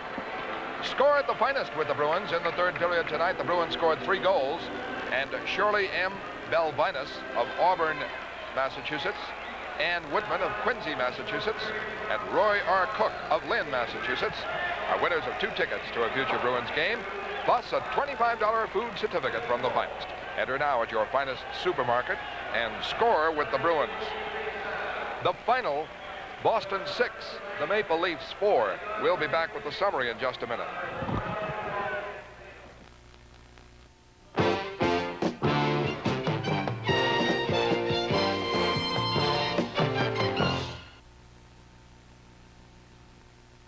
The official Bruins Yearbook is available at the Bruins Sports Shop in North Station, or write Bruins Yearbook, P.O. Box 8725, Boston, Mass. 02114. Please enclose $3 for book and handling. Hello? Gordon, where's the package, Gordon? Next time, send it Federal Express. I'm a professional stunt driver. The cars I choose for my most dangerous work are Fiats. Sometimes I make a slight mistake in timing and the stunt fails. So I try again. We flush the 131 engine and put in new spark plugs, and I am ready. You see, I believe in myself. I believe in Fiats. During March, you can get special deals on the incredible 131 at many Fiat dealers. Kennedy's, the first sale of spring. 20 to 30% off on new spring fashions. The lowest prices of the season. Gather the savings while you may at all Kennedy stores. The Schlitz Most Valuable Player Award tonight goes to Peter McNabb. And remember, when watching Bruins hockey, keep plenty of good cold Schlitz Light handy. It took Schlitz to bring the taste to life. Shots on goal, third period, Toronto 9, Boston 13, Toronto at 22, Boston at 32. John, big victory for the Bruins in a very bruising game. Well, it was a very, very tough game, Fred, and a great weekend for Boston, getting a total of 4 points out of a possible 4. They now have a little cushion ahead of the Buffalo Sabres, and also they've gained some ground on the New York Islanders, which is also an encouraging thing. I said at the top of the thing, as Darryl Sittler goes, so goes the Toronto Maple Leafs, and I thought that the Bruins did an extremely good job on the high-scoring center. They stalled him down most of the night. He only got 1 assist, and when you can do that with Sittler's line, you can beat the Leafs, I think, rather easily. But Boston defensemen did a very good job of playing the body, and they took Sittler and McDonald out at any opportunity, and that slowed the Leaf attack a little bit. But it was the tough going early that really gave the Leafs the problem later on as Boston stormed it in the third period. So a big win for the Boston Bruins. 2 big wins on the weekend. They continue their mad March pace. Tom Larson has the highlights ready for you. The final score, Boston 6 and Toronto 4. This is the Boston Bruins Hockey Television Network. Tonight's game has been brought to you in part by Schlitz Beer. If you don't have Schlitz, you don't have gusto. And by the Yellow Pages, who say an ad in the yellow puts business in the black. And now Bruins hockey continues with Tom Larson.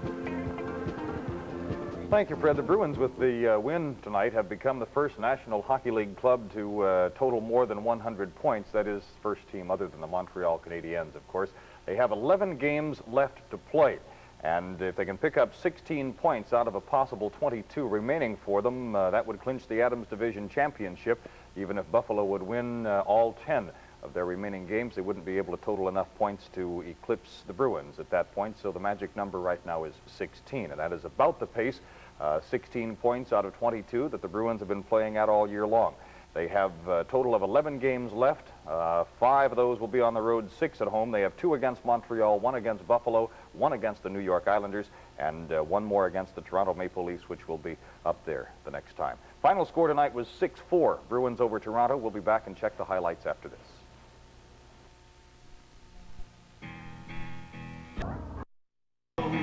Let the good years roll. Rolling, rolling across the USA.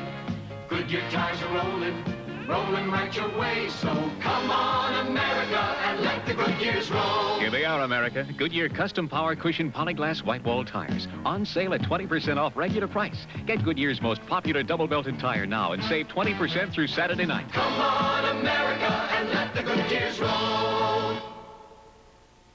The Harley-Davidson Freedom Center, North Billerica, home of the world's fastest Pro Stock Harley-Davidson, where you'll find a new lowrider, mag wheels, dual disc brakes, and a seat only 27 inches off the ground. The 75th Anniversary Sportster in electric line, sleek black beauties with gold anodized wheels and pinstriping, and the new dual-seat Cafe Racer, 1,000 cc's of V-twin Thunder, and a parts and service department that is unsurpassed. On Route 3A, North Billerica, Mass, the Harley-Davidson Freedom Center. Come on in. According to a recent survey, 64% of Americans get most of their information about what's going on in the world from television. So it's no wonder that viewers are expressing increasing interest in broadcast operations.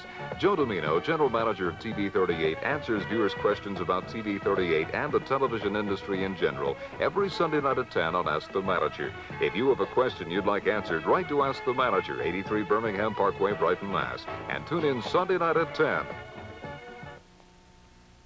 There was the opportunity tonight for the Bruins to go 5 points up on the idle Buffalo Sabres, but it would be tough because the opposition was the Toronto Maple Leafs. And although the Bruins were 3-0-1 against the Leafs this year, they certainly had not dominated the Leafs. Toronto also had a new man on the ice this evening, Dan Maloney, who had come over from Detroit just recently, and it took all of 19 seconds for him to make his presence known. And O'Reilly was hit by Glennie as the puck goes in, and here's O'Reilly and Maloney going at it again, right away.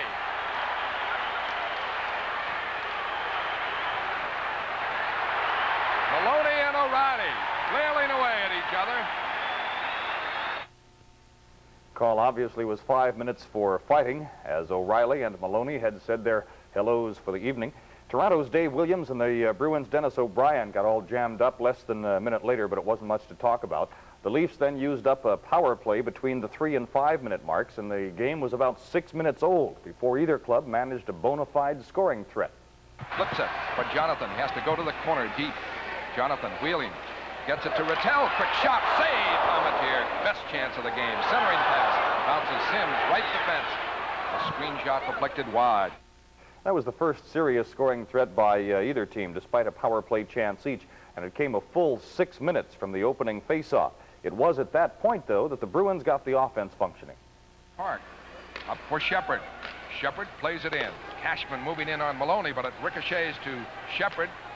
Wheels for a shot that misses. Milbury left side keeps it in. Fires it. Scores! Wayne Cashman! Deflected at home with his back to the net. And Mike Milbury fired across in front. And Wayne Cashman gets his 18th goal of the year. Well, a beautiful play set up here by Greg Shepard as he banked it off the boards back of the net. Now here's Milbury, who makes a fine play, centering it out in front. Watch Cashman. He's almost in the goal crease, but Salming is on top of him, and he just managed to scoop it back. That was Cashman from Milbury and Shepard at 7:59, and a 1-0 Boston lead there. Cashman's one of a bunch of Bruins who have shots at 20-goal seasons, and that was number 18. John Wensink is in that group, too. And barely a minute later, Wensink ran his season total to 15. And McNabb fires in. Wensink trying to get it, gets it over to O'Reilly. O'Reilly back for Park. Park fires. It rolls in front. Loose. Shot to score by John Wensink. John Wensink on a turnaround shot in front after Brad Park's drive from the point was stopped. And Wensink makes it 2-0. Well, Boston has been able to apply all kinds of pressure on the Leafs since almost the opening gun. And here's Wensink perfectly positioned in front. He picked up a loose puck. Well, the game had already seen 2 fights before half of the first period had gone by. There was another one involving Darryl Sittler and Stan Jonathan. That happened at 11:17. Jonathan got a cut and 5 minutes for fighting. Sittler got just 2 minutes, and Brian Glennie a game misconduct. All that was at 11:17. The first Toronto goal of the night then was scored 1 minute and 4 seconds later. A man advantage, and we'll have a 3-minute power play. That's a major. Here's a breakdown, 2-on-1. Weir with O'Brien back alone, Turnbull there, and the pass in front. Block, score! Weir rolls it in the corner as Stan Weir gets the score for Toronto, and that makes it 2-1. Well, not a good goal to have scored against the Bruins while they face a 3-minute man disadvantage situation. Here's Weir with a good individual effort, using number 2 Turnbull as a partial screen on O'Brien, and he cut right in front, and that puck eluded Graham. That was Weir from Ellis and Pellick at 12:21. That brought the Leafs within 1 at 2-1. When Sittler finished his 2 minutes for roughing, that dated back to the altercation with Jonathan, the Leafs had a 3-minute power play operating. Nothing came of that, and nothing on a Boston chance that resulted from Darryl Sittler's hooking call at 15:52. So at the end of the first period tonight, the Bruins led the Leafs 2-1. This gas nozzle is for unleaded gas. Fits any car. This one is for the less expensive regular. See, they make the regular gas nozzles bigger because a lot of economy cars can't take regular gas. So when you try to put regular into a Toyota, it just won't go. Regular gas won't go into a Chevette or a Pinto either. But when you try to put regular gas into a Subaru, it's a perfect fit.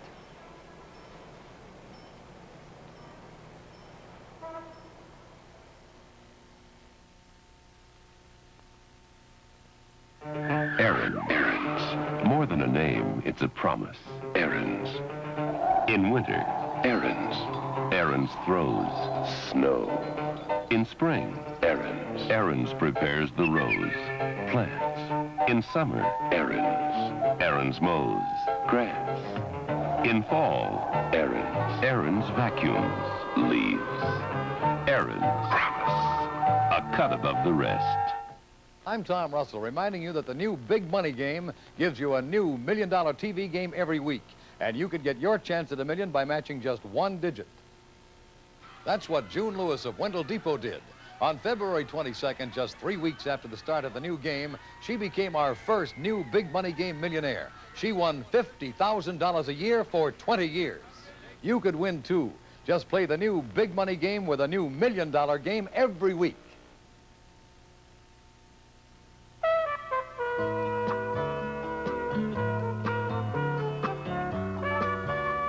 There's more time for special times when you do a little better with your money. So, put your money where you do a little better, in a savings bank. 4 million savers in Massachusetts already do, and they have the good times to prove it. That's why you do a little better at a savings bank. 14 seconds into tonight's second period, Mike Milbury was called for interference, and the Leafs used the extra man to tie the hockey game at 2-all. Blocked by Graham, trying to clear it himself. Kept in by Salming. Now to Sittler. Sittler in front, score! Lanny McDonald just like that. As McDonald got in position, Sittler set him up in front. And a power play goal by McDonald ties the game at 2. Well, the Toronto Maple Leafs worked the Bruins in a position where they came out of that box. Now watch McDonald move into the place where a defenseman should be. Right here, that's Rick Smith in the corner. Now McDonald should have been covered by that box formation. The Bruins were out of it. The 2-0 lead that the Bruins had once enjoyed had disappeared into a 2-2 tie on the power play goal by Lanny McDonald from Sittler and Salming. There were 33 minutes in penalties that were called in the first period tonight, plus a game misconduct. There were 3 fights. For the Bruins, Stan Jonathan especially was in a most pugnacious frame of mind this evening. Not long after McDonald had tied it, Jonathan got involved in his second bout of the night. This time, it was with Kurt Walker. Going at it. Jonathan trying to throw. Walker throws some good lefts. And Jonathan gets him down with that body lift, and the linesman atop the 2. So with the game only about 22 minutes old, there had been 4 goals scored, and there had been 4 fights. At 12:45, Cashman and Pat Boutette of the Leafs got involved in a stick-swinging thing. That sent Cashman out of the game for a gross misconduct. It left the Bruins, though, with a power play chance, which produced nothing. Watch Graham stop then late in the period. This is a 2-on-1 Toronto scoring bid. Fires, save, short side save. Puck knocked out, and to Sittler, 2-on-1 with Maloney.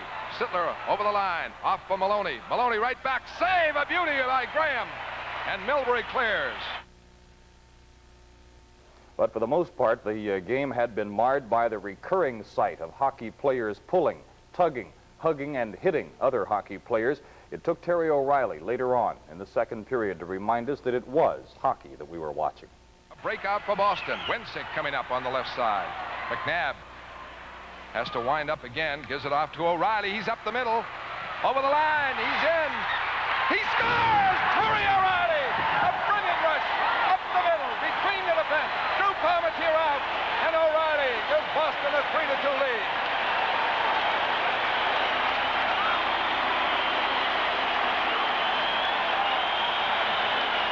Well, this is the hockey player, number 24, Terry O'Reilly, catches the youngster, Johansson.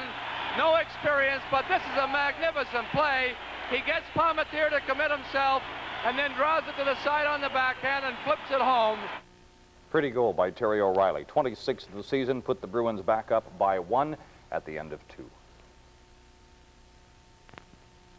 Come on! Come on!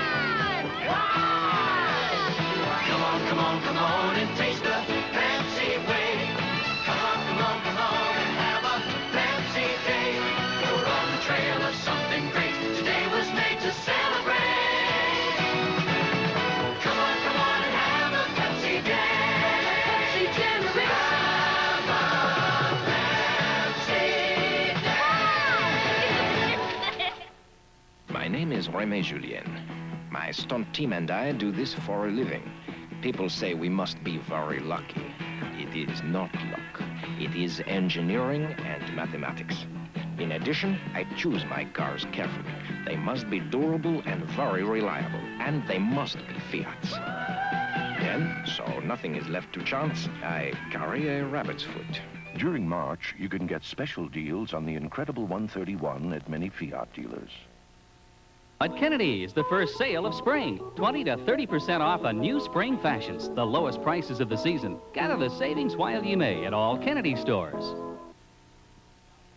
It's that time of the year when McDonald's is serving Shamrock Shakes. Take one sip and a little luck of the Irish could come your way. Come try our Shamrock Shakes now. There's something fun. Good luck may come your way now. They're frosty, triple thick and green. Give one a try. A little Irish luck is easy to come by at McDonald's. Shamrock Shakes, we do it all for you. Here's to good luck. There was a time in this game when the Bruins had led Toronto by 2 goals. That was back in the first period, but the Leafs then came back to tie it. The Bruins were operating with a 1-goal lead, now at the start of the third period. Less than a minute had gone by when Peter McNabb, with help particularly from John Wensink, ran that lead back to 2 goals. McNabb breaks it out. Milbury is up and off to Wensink, breaking in. The shot. Save Palmatier. Wensink fights for the rebound. In front, McNabb scores! Peter McNabb from John Wensink as the big left winger made a heavy shot on Palmatier, got the rebound, and McNabb's 35th of the year makes it 4-2. Well, the good pass here by McNabb starts the confusion right here in the Toronto end. A big stop by Palmatier, but the Toronto Maple Leafs are running around. And watch McNabb right in front. And he farted underneath Palmatier. It's a good night for Peter McNabb, who had been involved in 3 of the 4 goals to that point for the Bruins. He had assisted on numbers 2 and 3 and had scored number 4. He was also mixed up in the 5th one, which was scored by Stan Jonathan. Over the line, moving, the shot, scores! Stan Jonathan barreling in. He's had fights, he's had battles, and he's in a scoring streak. His 9th goal in the month of March, and Jonathan makes it 5-2. Well, Stan Jonathan with a half wrist, half slap. Now you'll notice how short he takes the backswing on the slap shot. That's sort of a half wrist, half slap shot, and he just whistled it by Palmatier, actually. With those 2 quick goals then to start the third period, the Bruins had taken control of the hockey game. They had established a 3-goal lead. A close hockey game had suddenly turned into something that resembled a rout. Battling all through the first 2 periods has not worn the Leafs down a little bit, Fred. Boston seems to be now taking charge. And Rattel off for Middleton. He's in. Scores! Rick Middleton from John Rattel. As Rattel got the face-off over to him. And Rick Middleton gets number 20 for him to make it 6-2. Well, this is the goal scorer in Rick Middleton. A nice pass by Rattel, but watch when Palmatier goes down. Rick Middleton pulls the trigger and goes upstairs. Now, that's a great play. Middleton thus became the 6th member of this Boston Bruins hockey club to score 20 goals. There are several others lined up, ready to be added to that list before the close of the regular season. One of those Bruins is Bob Miller, who had some chances in this piece of action. Shot. Middleton pokes it in. Rattel hit by Palmatier, who is mad. And here's a pass in front. Miller can't get the loose puck. Nobody in the net. The shot blocked. Miller a shot. Missed the net. Had missed the open corner.